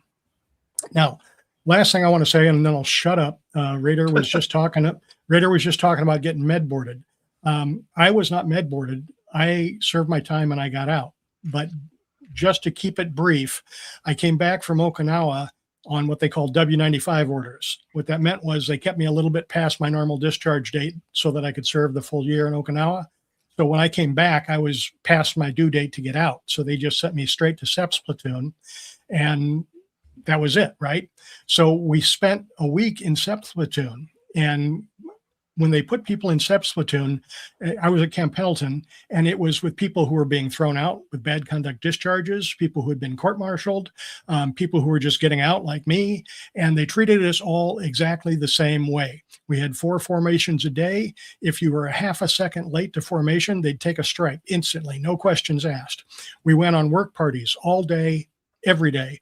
We picked up cigarette butts. We cleaned latrines, the head, as you guys, and they marched us everywhere with troop handlers. So we didn't just diddy bop over there and then, pick up cigarette butts. We got marched around like we were recruits. And at lunchtime, I'm not joking, the troop handler would put us in the provost marshal's holding cell, and then we'd get fed sandwiches. Now, basically, what they were telling us is that we were very worthless people. We were traitors to the Marine Corps for getting out. And that's how they treated us. And the day I got my DD-214, I was riding my buddy's motorcycle. He loaned it to me while I was processing out. I went out the back gate on one wheel and holding up this finger because I was so done with it. So, there was some feelings there is what I'm trying to say. Yeah. All right, I'm all done. Some strong feelings there, man. No, some people should be leaders, even in SEPS platoon. Yes. Yes. Yeah. You're going to have that toxic leadership like that anywhere you go in the military, man. And just like Clay said, some folks are not built for that. But Prashant, you were going to say something. No, I'm just speechless by how, Bill, you were treated, and that they grouped you all into this one group, and gosh, yeah, I'm sorry that happened. It's and how do you, it's like, all right, you go through that, and then all of a sudden you're out, right, in the civilian world, and then you have to figure out what to do. No transition, no guidance, no advice, no paternal figure, right, who can actually like sort of help you through that. I think that's crazy. And what you guys overall were talking about, it made me think of sort of in terms of the transition and what to do after, it made me think of this book called Man's Search for Meaning by Viktor Frankl. I think, yeah, exactly. Some of you guys I've talked about it with, but it's such a good book, right? And it goes back to what, John, you were saying, is that we need to search for that meaning or purpose in life that's going to keep us going into the next phase, right? Into the next step. And this book, which I recommend to anybody, whether you're a veteran or not, but it's written by a psychiatrist who survived the Holocaust. So he was actually in a concentration camp. He survived. But that's not the only focus about it. It goes way beyond that as well. And it goes into his philosophy, logotherapy, and it actually ties in with what Vic, you've talked about, and I think we talked about, is ikigai, which is the Japanese term for finding purpose in life, and how we need that. And that also kind of ties in actually with Bill, your focus on folks heading into retirement, right? And now them needing to find a new purpose in life as well. Yeah, ikigai is excellent, man. And any vet that I talk to, any service member that I talk to who is going to transition out of the military, they all kind of have the same mindset. Like, I got to jump straight into a job. I don't know how I'm going to feed my family. I was there as well, going through, just like Clay mentioned, that TRS, that TAPS was like, I didn't know what the hell I was going to do after that. I mean, mine was only 3 days long. And I'm like, how do I transition from a 20-year career in the Marine Corps within 3 days and then become a civilian? Like that, that doesn't equate. So ikigai is huge. Like, I came across that book and all the teachings and all that. And essentially what it teaches you to find what you love, what the world needs, what you can be paid for, and what you're good at. And within that, you can find your purpose for being. So I talk to folks about that all the time. I mean, John and I do the same thing on the Military Retirement Podcast, where folks are like, I just didn't know what I wanted to do. I'm like, well, what do you like to do? You want to be a woodworker? Are you good with, concrete? Like, what do you want to do? What do you like to do? What can you be paid for? What would you enjoy doing? If money was no issue, what would you be doing right now?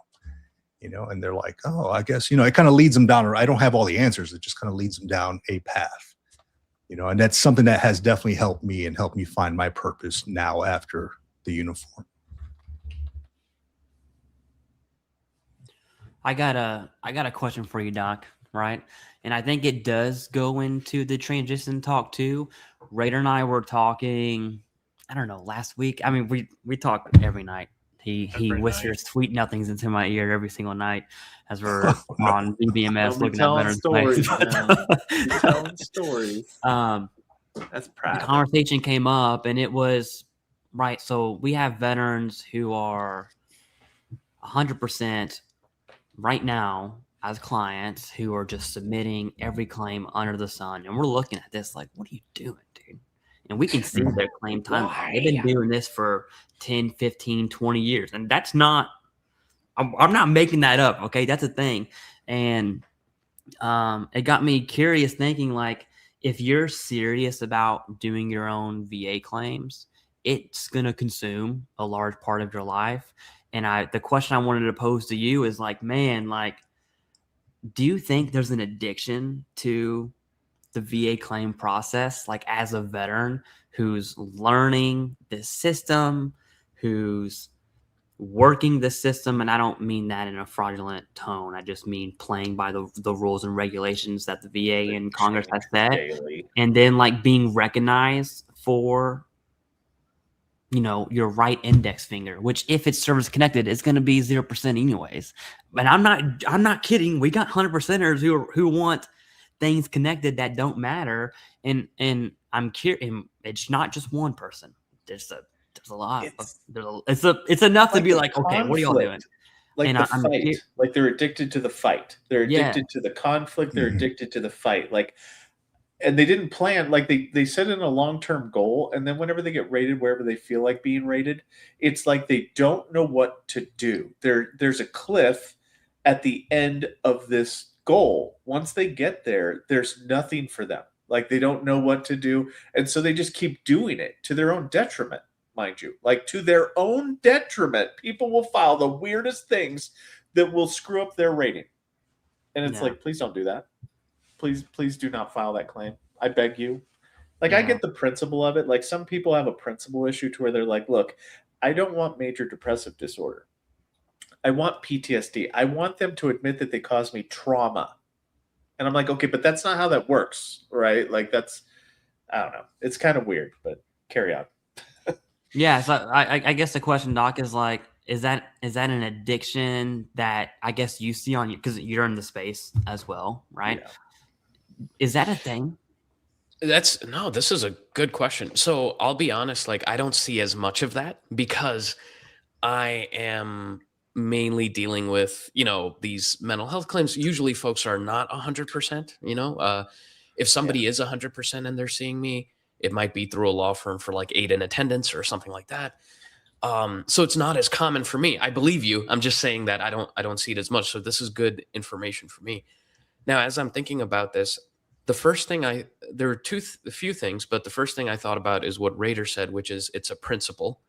For a lot of folks, they want it to be recognized, because when you look at, once you're at 100%, there's no secondary gain, right, from adding on another condition. If maybe there is SMCs. Oh, like, SMCs, yeah.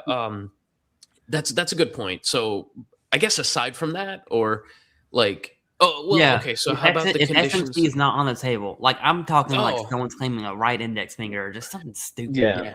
Yeah, something like a 0%. They're not going to pass away from there, because sometimes people claim things just in case they're going to pass away from it. But we're talking like things that have no bearing on it. They just want another go. They want to punch another time at that VA. They just want to hit it again. Yeah, so I think part of it is principle. They're like, they caused me this. I want them to recognize it. I want it in writing.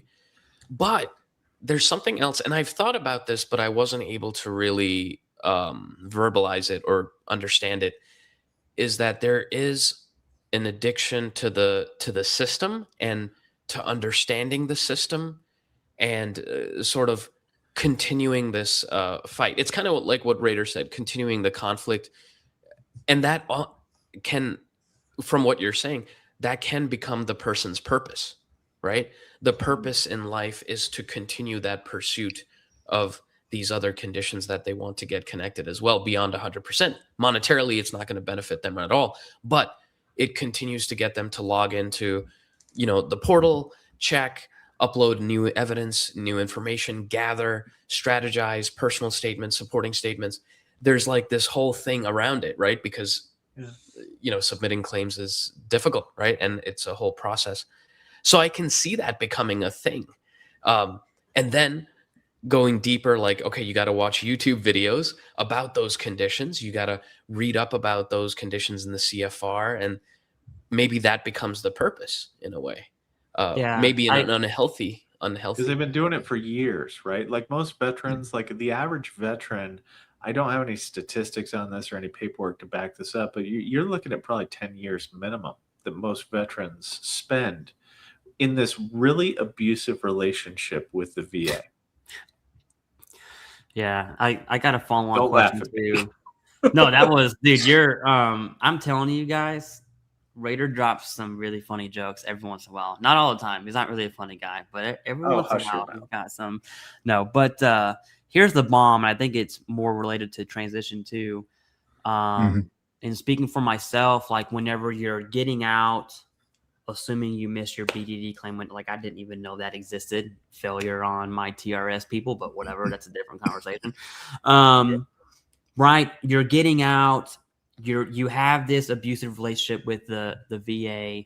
Do you think, or not? Do you think is it a thing where you're studying all this stuff? You want to do your own claims. You're talking about PTSD and MDD and all these other disabilities, physical, mental, whatever. Do you think it makes you more sick because your life, like learning the claim system, if you're really going to learn it, it's going to consume a lot of your life. And like I meet with veterans who I don't have the credentials to say this, but it's almost like they made themselves more sick as to how obsessive they have been, rightly so, to be rated by the VA, and it's like this self-licking ice cream cone of they're fighting with the VA, they're getting out, they have all this other transition life responsibilities, but then they're making themselves more sick because they're so obsessed with this PTSD claim. And it's dude, it's a really weird world for veterans who are fighting the VA. Like, Clay, you should check out the Adlerian theory. Kind of you keep yourself in that cycle, right? Like you in that mentality. Like I recently I don't have the book here with me. It's called Courage to be Disliked. We just talked about it on the last live stream, and it's great. It's like an old Japanese lesson. It's essentially a philosopher talking to a youth. That's the way it's structured, like a dialogue. But they talk a lot about that, like keeping yourself in that same mentality because you are seeking to remain within that trauma. So very interesting. Not saying that it's completely right, but very interesting. It's called Adlerian theory. German psychologist from maybe the 60s, 50s. Very interesting stuff. 40s, you know? What's that? That's a bad joke. It's okay. But there's also like a financial incentive involved too. So like you're constantly reinforcing and incentivizing this staying on the merry-go-round, as you would say. You know, like you got to stay on the merry-go-round. You got to stay on the merry-go-round, and it's constantly reinforced with financial support, like being a good provider. Can you imagine being a veteran who is disabled enough to where the VA benefits are their only source of income? You know, like it's this, I don't want to say revolving door, but it's a merry-go-round types thing where I feel like, and I also blame the VA a little bit here because the difference between 90% and 100% is so freaking drastic. They need to make it to where every single percent is equally distanced from every single percent. Like they need to stop with this 90% with this balloon payment at the 100%. Like, stop it. It's $1,300 difference, for the love of mercy. That's a big deal to people. But it comes with other perks as well when you hit the P&T, right? Isn't like property taxes and all that? The car, the license plate. State benefits. You've got state benefits. You've got federal additional benefits. You've got the DEA for the family. You've got Champ VA for the family. Like, you've got... And if they just spread out the benefits to where, oh, you get Champ VA, but you know, you're 50% service connected, you get Champ VA, but they're only going to cover 50% of your fees and whatnot. Make it to where it's even spread out across the board. And I think that people wouldn't obsess about a certain percentage over other percentages. I don't know, but now, like I've seen many pages, like even on Facebook, right? Folks who are at maybe 80, 90%. And it seems like if anybody is at 80 or 90%, they're shooting for that 100. That's all I see online. I mean, do you all see that as well? Like, is that like a normal thing? I can tell you the veterans that have the most denials are 90%. Yes. Because what happens is they hit 90, they see the golden sun, you know, and then they just submit. I'm not kidding. We can see when they submit claims. They hit 90, 15 claims. And I'm just like, okay. 17 we understand disabilities on each what's claim. happening here, you know. Spaghetti hitting that wall, you know. We're at 90. That's rough, man. Yeah. Like I should say, after they hit 90 is the most denials. Yeah, I don't blame them for that. Like, I don't, right? Because it's like, once again, it's about reinforcement. You reinforce that, okay, these things were granted. This makes sense. 2 + 2 = 4. This happened here. This happened here. I also have these other things that happened here. But there's this education gap where a lot of veterans, whenever the VA math starts kicking in, well, I'm 93%, right? Like, it should take 2% to get there. No, it doesn't. Or I'm 85%. It should just be easy to get there. No, it's not. I don't know. But yeah, there's thoughts that have come up, Doc, that I think I would love to just hear your expert psychiatric opinion on the spot. Go, no pressure. No, you know, just to go back to what you were asking, like the re-traumatization, I guess, right? Like you're saying like people become more ill, right? Like more obsessed with the process and more anxious.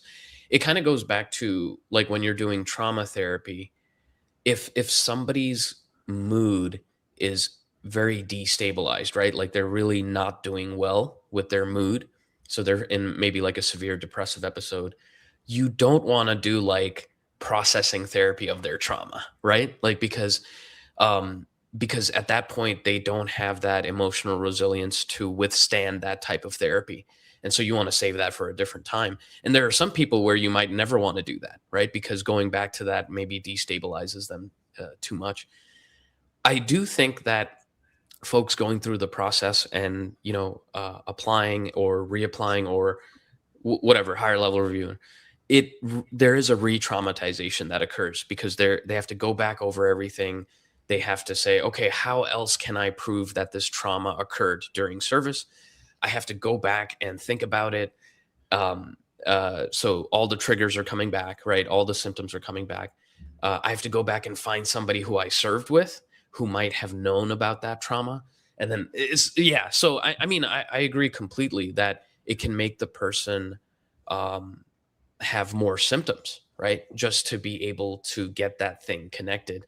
Do you see it physically? Like if I have back pain and I'm focused on this back pain for so long, not that my back condition has changed, but I will make myself believe that my back hurts more than what it actually hurts. More than that. Does that make sense what I'm saying? Psychosomatic. Like more sick in every way, not just mentally. Yes. So and Raider just said it, like psychosomatic pain. So psycho is the mind, right? And somatic is the body, right? And the body and mind are connected. And when this is why the reverse of this concept works as treatment for chronic pain. Okay. And this is involved in like biofeedback and a few other things. But when you obsess over this one condition or that pain, the pain can actually intensify. I'm not saying that's fake. I'm not saying that that pain is real. That experience of the pain is real when you're overly focusing on it. But yes, that is how much power the mind has, the brain has. Yeah. Yeah. And I think veterans, Vic, to get back to the point, veterans going through a transition, right? That first like 5 years from military to civilian, dealing with this, making themselves more sick, albeit for a good cause, whatever, the outcome's still the same. I think it's something in the transition process that I'm pretty sure no one talks about because I don't know, man. It's just no, I mean very hard. That's a great topic that we're in. So yeah, it's Doc. a great topic. And I know Prashant, we've talked about this in the past when we had the live stream as well. The mental state that like the word disability puts you in, and the word like for me retirement, right? It really affected me in that I stopped doing things that I normally would do, like going out to PT and stuff like that, because the word retirement to me is like, oh, I should be laying on the beach somewhere.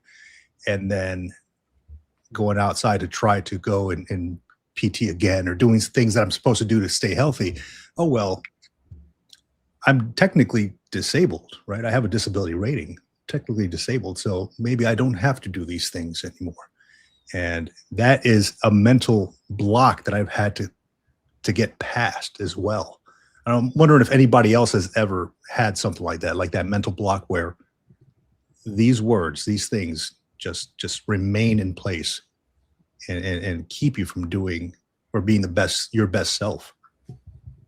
Oh yeah. Like being rated like 70%. I've been open with my ratings, being rated 70% for mental health. Like,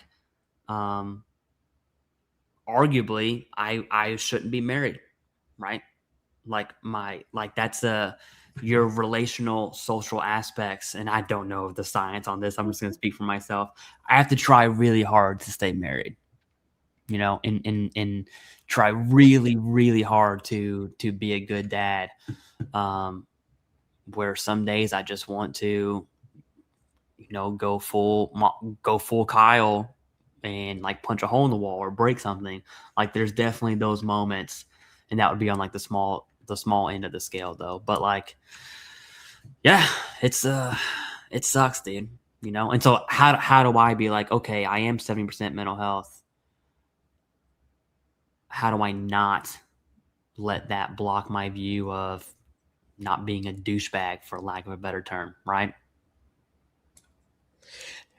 Hey, yeah, and one of the reasons why, and I think probably all of us have talked about it at this point, that the name needs to be changed. Yes. That really needs to happen. That's words carry meaning and power. And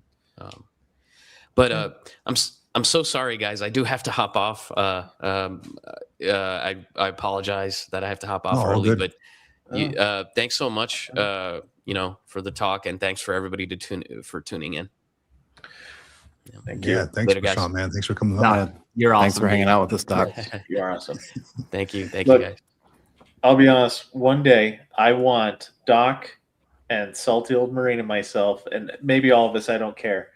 I want to make a video game that helps people with PTSD. This is going to sound really stupid, but you know how, like, I want to create a desensitizing video game. This was my thesis for my master's degree.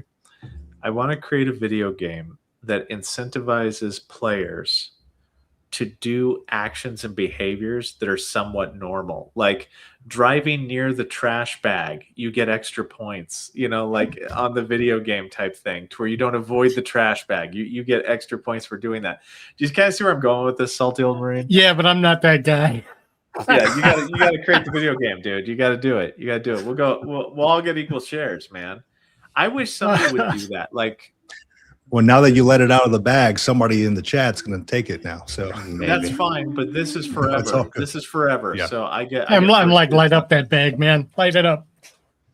No, like no. You can't light it up. No. Do not shoot the bag. you Wait, gotta does the start bag from, have flames or level- no? No, there's no flames. It's just No over there. flames. Or Okay. backfire. Like Until gotta you just- finally get the veteran to do the good behavior, and then bam, that trauma triggers them again. It's like, haha, psych, we're going the other way.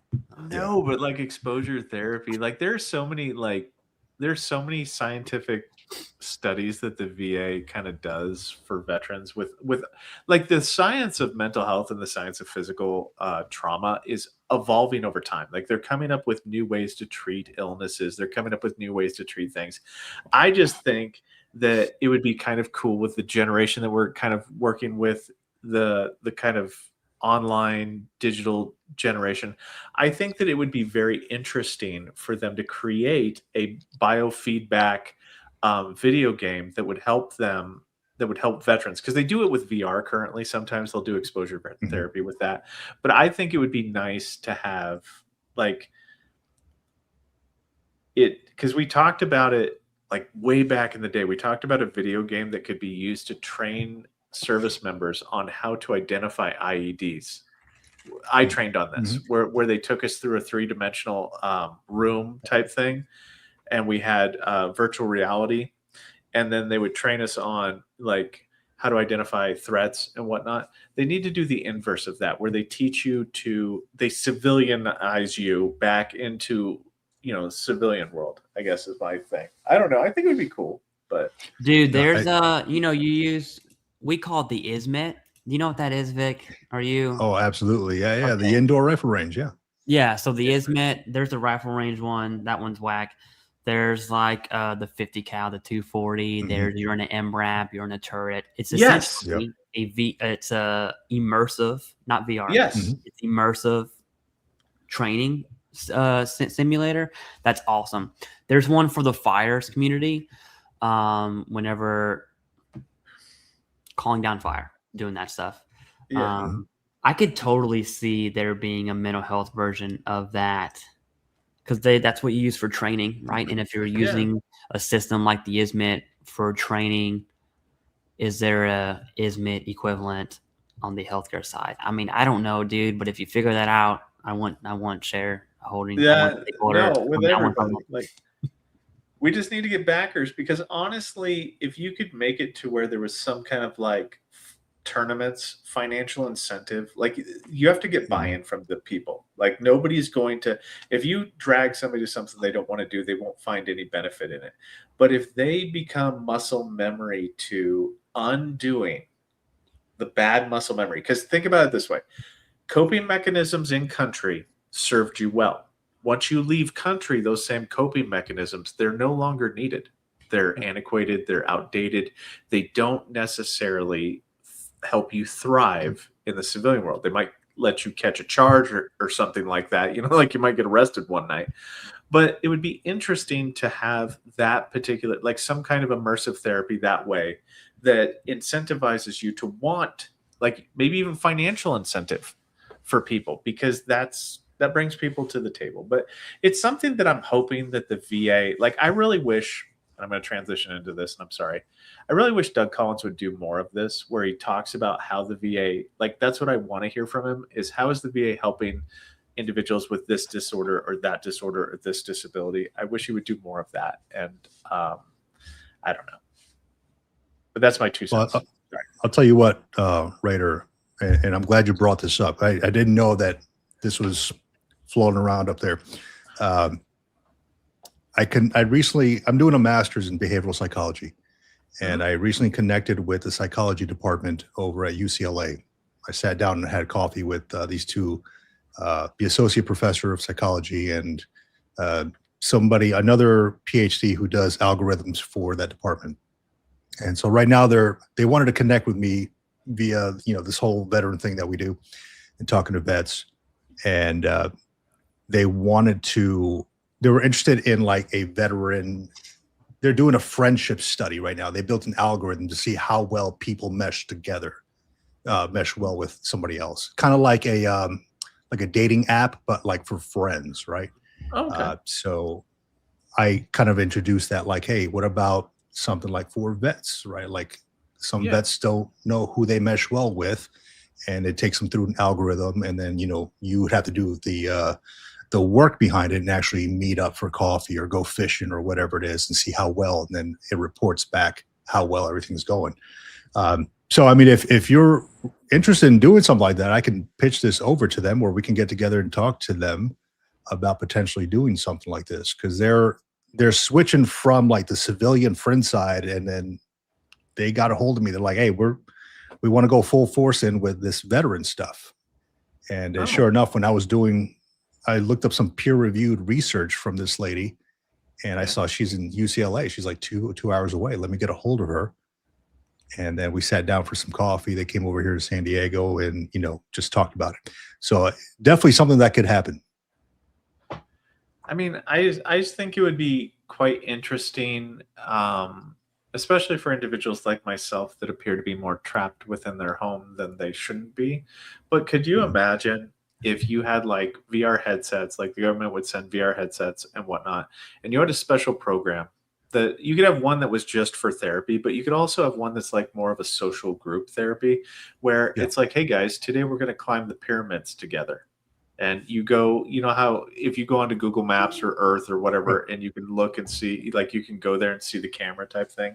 I just think it would be cool, because there's no threat there. There's no stress there. There's no confrontation possible. There's just, like, hey, look, how many 10 people want to go, ride a roller coaster virtually or something like that, or just have fun together, reach out. I mean, for me, YouTube is that social interaction. Like a lot of people go to my channel. A lot of people talk to me, that's my social interaction.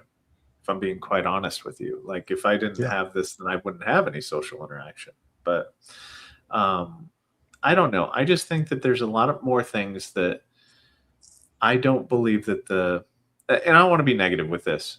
I believe that the VA is helping us, but I think sometimes we have to help ourselves, and we've got to come up with our own interventions, and we got to dig ourselves out of the hole that we're in, unfortunately, to the best that we can. And if we can't, then we reach out our hand and we let people help us out of that hole. I don't know. Yeah. The only thing I'd be afraid of is becoming too dependent on that VR. And so for me, it's about the human interaction, right? Like human connection. So I do like a veterans of coffee thing, and I meet up with vets nearby, I just had one who happened to fly in from Texas, and he just happened to be here. I'm like, hey, let's meet up. And you know, it may seem scary to some, but you know, I kind of got to know this person. But it was cool to see somebody who I talked to online, and then meet them in person. Like, hey, you know, press the flesh for say, you know, reach out and shake the man's hand, give the dude a hug, be like, hey man, it's great to meet you in person. I also get bogged down on YouTube as well. So that's the scary part is how can I get away from that and then actually have that human connection? Yeah, what Raider said about helping yourself. I think the VA, I'm a fan of VA healthcare, okay?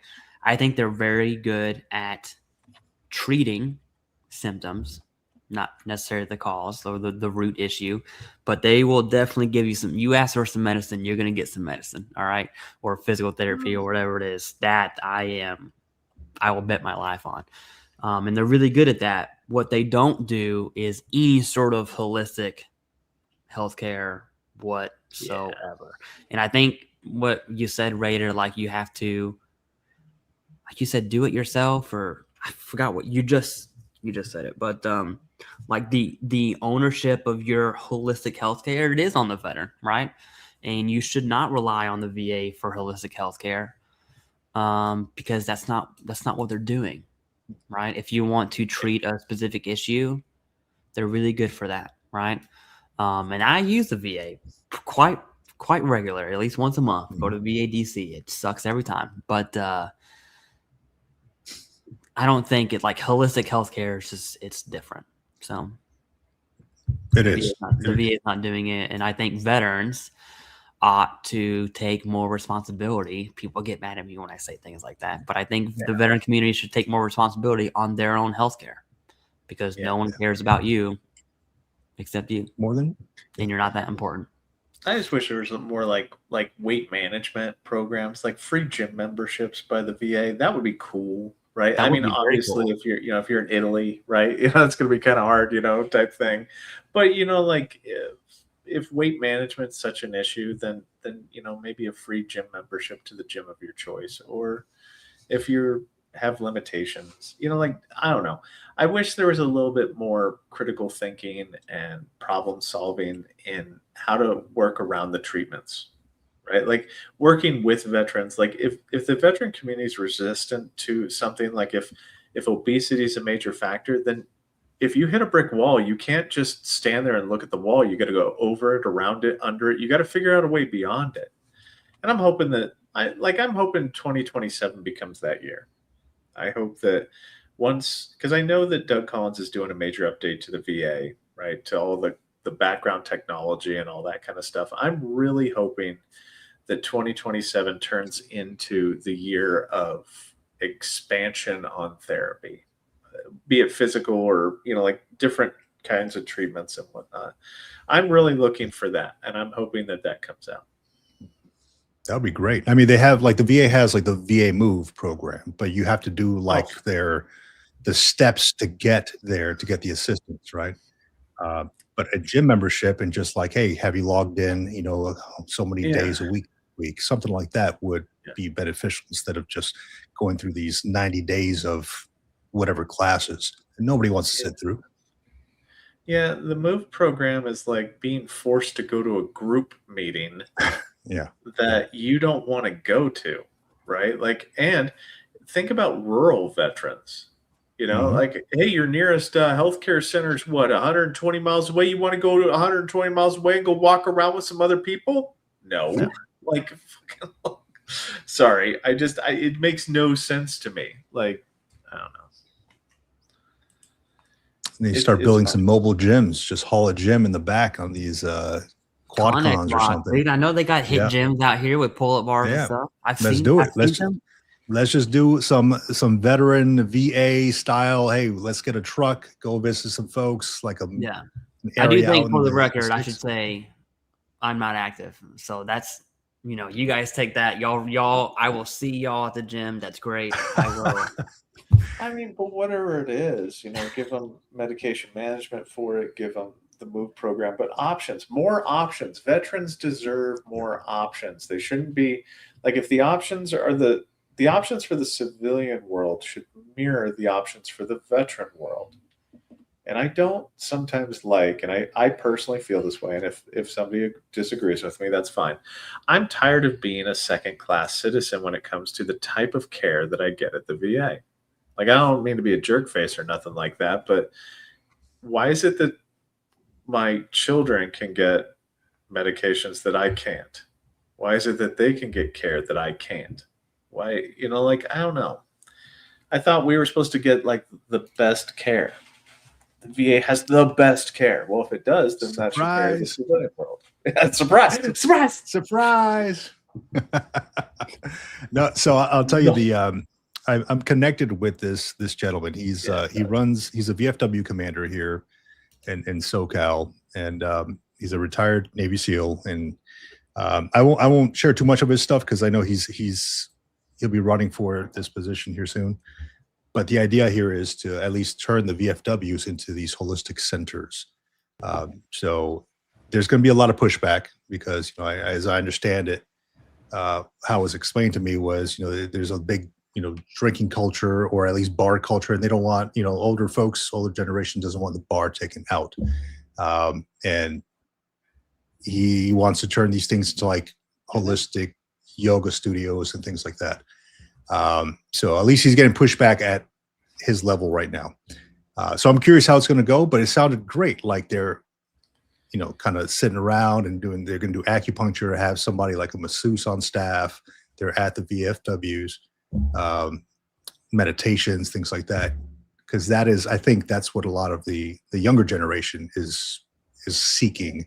So I'm curious to see how that's going to go, but that may happen here in California.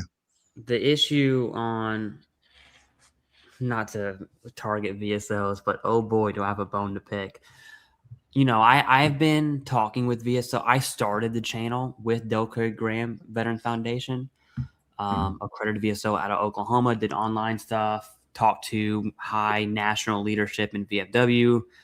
I've just been in that circle, and a theme that always seems to raise to the very, very tippy top is people talk about change on the VSO level. No one wants to pay for it on the VSO level. They're also operating on 501c3 funds. Like, I totally understand it. But then you look at how much they spend on advertisement for memberships and mailing. The American Legion spent $33 million on postage, and that's not, I didn't just pull that out of my butt, like that's a real number. But I think it's not just change, which is good. It's paying for that change. Not to dig on what you were saying. I just think it's another layer of, it's another mountain to climb. So VSOs are great. If I could wave a magic wand, though, like, 2026 is pretty much, for me. But in 2027, what I wish is I want to see more, and it doesn't have to be directly from the VA, but more like veteran focused, like dialing in the things for veterans, like helping veterans. What's the positive thing? Like, can you list 10 things that the VA or other agencies are wanting to do that help veterans more than they did in 2026? Like, that's what I'm hoping for. And I'm not like talking about a handout per se. I'm mostly talking about interventions that can make it to where, why does somebody have to become morbidly obese before the VA wants to actually start doing something about it? Why does your diabetes have to get to 9.6 on the A1C level before somebody wants to do anything about it? What happened to preventative medicine? Why can't we have more preventative medicine, preventative interventions, and not be reactive? Be proactive, not reactive. If I could wave a magic wand, that's what I'd ask for. Because some veterans have situations where they honestly, they don't have a disability yet, like a secondary disability yet, but the VA, in my personal opinion, will let that condition slide until it becomes a disability, at which point in time, now it's a secondary disability that somebody can claim. versus something that was acute or transitory that could have recovered itself. Did we lose him? The salty? Oh, he had mentioned that he had to take off. Oh, yeah, all good. I mean, we'll it was great to have him. I mean, he provided some great information on like the older generation as well. Really enjoy Salty's videos. Not allowed to say old. Trust me, they get real mad about that. Oh, okay. The more we'll call it vintage. Season. The vintage. Yeah, the vintage generation. On that note too, Raider, I would still argue a lack of responsibility from veterans for their own health care. And I even say that for myself. I have issues that I should seek treatment for. Yeah. That I'm not. Right. Just straight, if I'm being honest, I know what I should seek treatment for. Mental health would be one of them. I've left the VA mental health care circle probably 4-ish years now. And I know I should have more responsibility in doing it, but I'm not going to. And I think, although I'm the only one saying it, I think millions of veterans fall into that same bucket too. Yeah. Where the responsibility of healthcare is not the responsibility, the priority of seeking healthcare, taking time out of our schedules to go to the VA. Like for me, I'm 12 miles away from VA DC. You know, it takes me an hour to get there because it's Washington DC. That's not a joke either. Fly there. Even on my bike, dude, like taking easy express lanes, it takes an hour. But yeah, responsibility doesn't, or not responsibility, prioritizing healthcare is not a thing in the veteran community. And I think I'm pretty confident in arguing that. Yeah, and I just think that if we had more options, then it would probably lead to more opportunities, honestly. Because if you have a one-size-fits-all type thing, you're not going to have a lot of buy-in from people, right? Like, and being proactive is not the VA's forte. Like, they are not proactive in many capacities at all. And I don't know. Like, getting, like, here seems to be the thing. Get veterans integrated with the VA, not meet the veterans where they're at and actually design a treatment plan based upon that veteran's needs. That's not where they're at. They're about getting more people into the system, if I'm being honest. Yeah, well, they got to increase their VA budget every year, and to do that, they got to have clientele, which happens to be veterans. So, yeah. And real quick, guys, I wanted to get into some of these questions. We can't answer all of them, right? I mean, there's so many, but I just starred a couple of them on this. Oh, here goes starred a couple of them on here.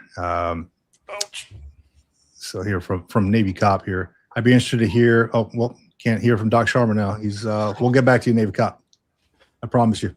That was an easy we'll ask one. him Next. Yeah. Good question. Let me see here. I know we got one from Joshua Pinkston. Yeah, right. Can anybody explain how long helpless child claim takes? Is there a CMP exam for the son or daughter? No.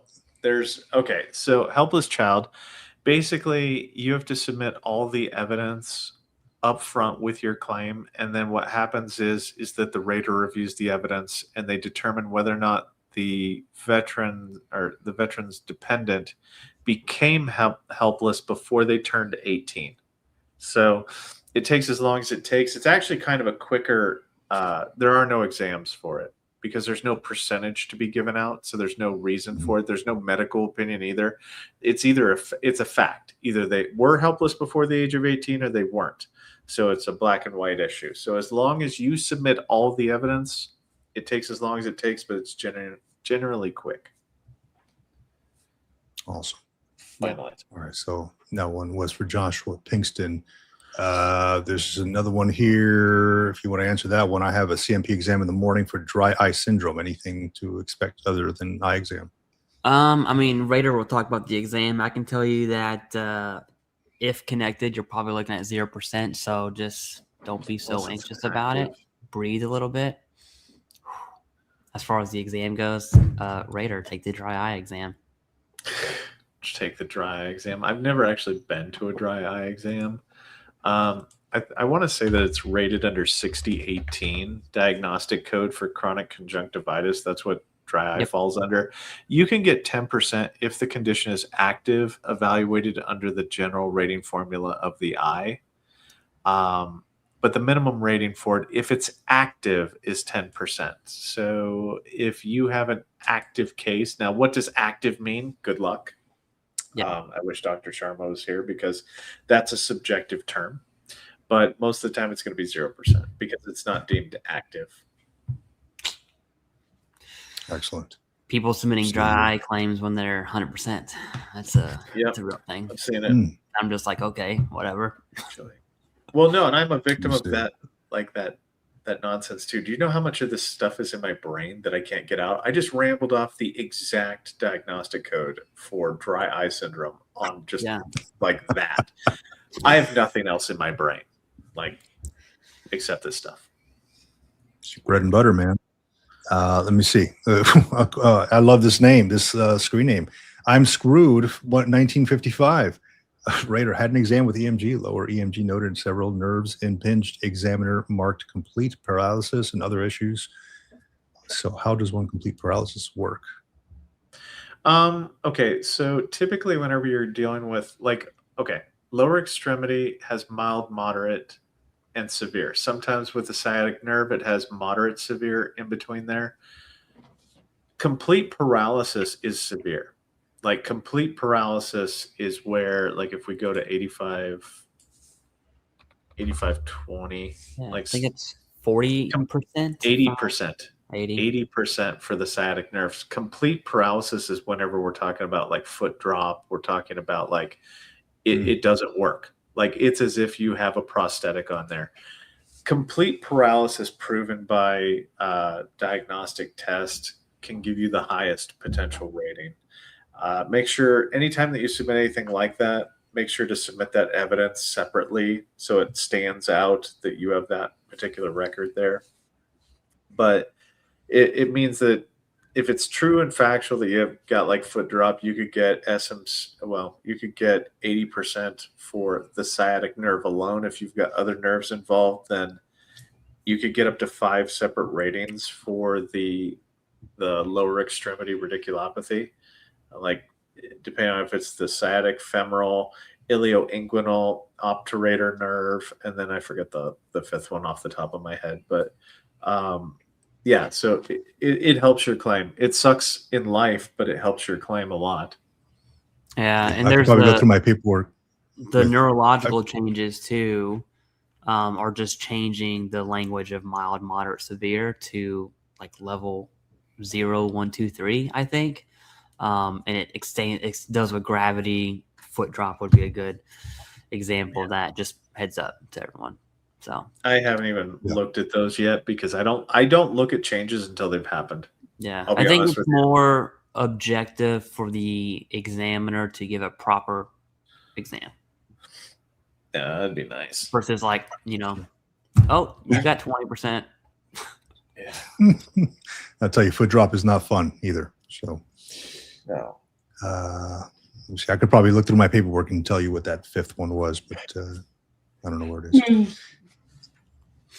Let's see here. I'm curious about this one. I started this one here. What is shockwave therapy? This 60 eye watcher says it's the bomb. What is that? I don't know. Anybody know? I don't know if he's talking about mental stuff, but I had shockwave. I broke my wrist as a gnarly scar here, and you put pads on your stuff, and there's some nerve damage, and so it would stimulate my hand. I don't know if that's what he's talking about. Funny story about that. Broke my wrist, got a cast, got that cut the day before we deployed to my second deployment to Afghan. Got that cut, had a molded cast put on that was removable, and then I got this shockwave thing to put on my stuff. But what's funny in the infantry is everyone's stupid, and so we would turn the shockwave thing up to 10, which is like intense, right? Oh yeah. super intense, and people would. You talking about the tens unit with Well, the no, little it'd be pads? like one. Like you can set the pulses from 1, which is like kind of, to 10. There we Shockwave go. is acoustic. Shockwave is acoustic. My bad. But yeah, back to putting pads. You know, you put the pads on the wrist, except for my friends put pads on places that the sun doesn't We're not the shine. wrist. Put Oh, that- I know. Put Like- that thing to like, 10, yeah, dude. military And oh my numbers gosh, can't be done. one of the funniest things I've ever seen in my life. But man. okay, my bad. Okay. Marines will be Marines.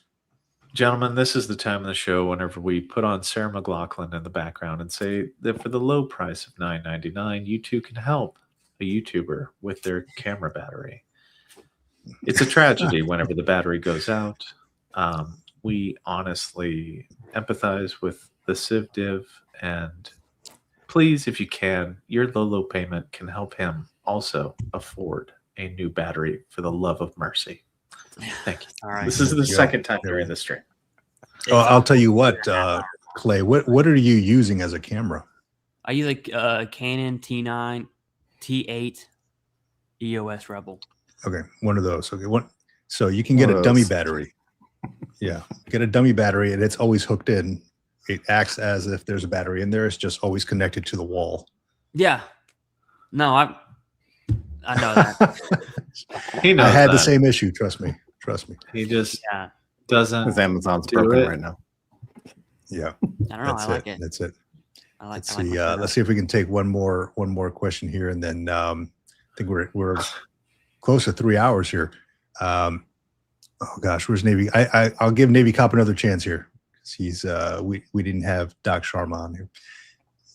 Looking to refile a secondary claim under my sleep apnea rated for depression with a letter showing service connection from my ex. Denied in my initial claim, but letter is being added as new evidence. It's not Is there- persuasive. So okay, so I was told to do by VSO. That never followed. Okay, Can you go back to So I the don't know if you- original? absolutely. There you go. What's the So- secondary? Oh, I'm sorry. Sleep apnea secondary to mental health. it's fine. Okay, so here's the problem with this, and I'm going to be doing a video tomorrow on this. Is negative evidence. Okay. This is nothing. Yeah. So unfortunately, what's going to happen is new evidence has to prove or disprove a matter at issue. So the matter at issue is that if you've already claimed sleep apnea secondary to depression and they said no, then medically they said no. So the only way to overturn that negative evidence is by having new medical evidence that not only takes into account the reason for denial, but then provides new evidence to show why it's more medically persuasive and factually true that the depression does cause the sleep apnea. So you're having to do twice as much work and twice as much effort to prove it. And a letter is not going to make that happen. A letter that's not from a doctor doesn't overturn a doctor's medical opinion on that topic. Now, if you went with a new medical nexus, like saying my sleep apnea is due to my Terra exposures, these new Terra that I have, that would be a persuasive argument. But unfortunately, doctor wins. In paper rock doctor always wins this particular argument. And if the doctor said no, you need another doctor to overcome that. Okay. That's a tried and true fact that is consistent throughout all of the VA claims process. Yeah, I'd say that like the finding a new, you said new medical nexus. I would just say finding another way Medical to claim claim. it, like sleep apnea via Terra. Obesity as an intermediate step there would also be an option if it applies to you. Obviously, like I can't claim obesity. Neck. Right? Well, no, and you don't have to necessarily be obese, but also neck thickness can also, like if you have just a huge neck, that Hey, can, now, you hey, know, now, hold on. be obese. Okay, I mean, all right. I wasn't really pointing, but let me look over here. Let me look that way. I'm just looking that way. Totally agree on the lay evidence from someone else on a secondary denial for sleep apnea specifically is nothing. It's nothing. Like I wouldn't And even. it's be the rater. Like, you think it would be the rater that's going to decide this? No, it's going to be that examiner. They're going to send it to a new examiner, and that examiner is going to go, what did my buddy say? He said no. Okay, I'm going to go with no again because this doesn't change anything. Yeah. And then you've compounded negative evidence. So now you've got two separate doctors that say no. So now that the evidence is compounded, it takes even more evidence to overcome these two separate denials. So you have to, whenever you're doing this, like, and I say this with all respect, guys, please do not just hand jam in supplemental claim after supplemental claim after supplemental claim, because you will start digging yourself a hole that medical evidence cannot dig you out of. Because if 10 examiners have said no, then that's very persuasive to the rater. Like 10 people have said no to the exact same question. 10 raters too. Yeah, 10 raters have also said no. Like 10 different people.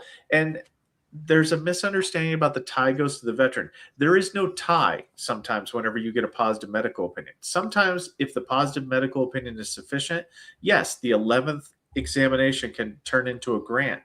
But the rater has the ability to go, okay, well, wait a minute here. Let's really look at this 11th opinion, because I've got 10 other ones that are pretty darn solid that say this is a no-go. And then that's whenever the rater gets to overturn the medical opinion at times. Go, wait a minute, you didn't consider all these other 10 options, these other 10 reasons for denial. So it can be very challenging when individuals do that. That's all I'm saying with it. Sorry. Went off on the tirade. It's all good, man. That's how we learn. Awesome. That's what we do best, is answer questions. So yeah. Well, I mean, you guys are getting more questions than I've gotten on my channel, so that's cool. I don't know, like, how do you all know where the cutoff is, or do you just have to say, hey, sorry guys? You mean answering you said questions? time limit? As far as like you set a time limit. Okay. Yeah, usually an hour, depending on how I feel, hour and a half ish. Yeah. For me, I usually go to my battery dies. Then it's like, okay, later, which is like an It's hour. already gone twice, man. So I don't know what to say. Well, I'm here for you, Vic. tonight. I'm here for Vic. All right. No, I truly appreciate it, man. So I'll tell you, I think, like, as we're nearing almost 3 hours, I do want to thank you all for coming on, and and I'll shoot an email out to Salty Old Marine and Doc Sharma as well. It has been great, man. It has been a wealth of information. I've learned a lot, and it has just been a great way to bring other folks in the veteran community to build that tribe and camaraderie, and see, how we all kind of fit within this sphere of YouTube. So I truly appreciate all of you for coming on, and everybody in the comments as well. You guys got the comments going. We couldn't get to everybody's stuff. It was kind of like just a chat amongst us as well, but wanted to keep you all in the loop as well to see, kind of give you some background stuff on what we're about. So I truly appreciate everybody in the chat. I see a lot of familiar names on there. So thank you all for stopping by. Thanks for having me. Thank you for having us. Yeah. And I think the veteran community should have more collaborations like this, at least on, I'm going to say the phrase, the good side of the YouTube community. But to each their own. I think that's a good time to end the stream. Yeah. I agree with you. Yeah. Yes, Deuces. I agree with you, Clay.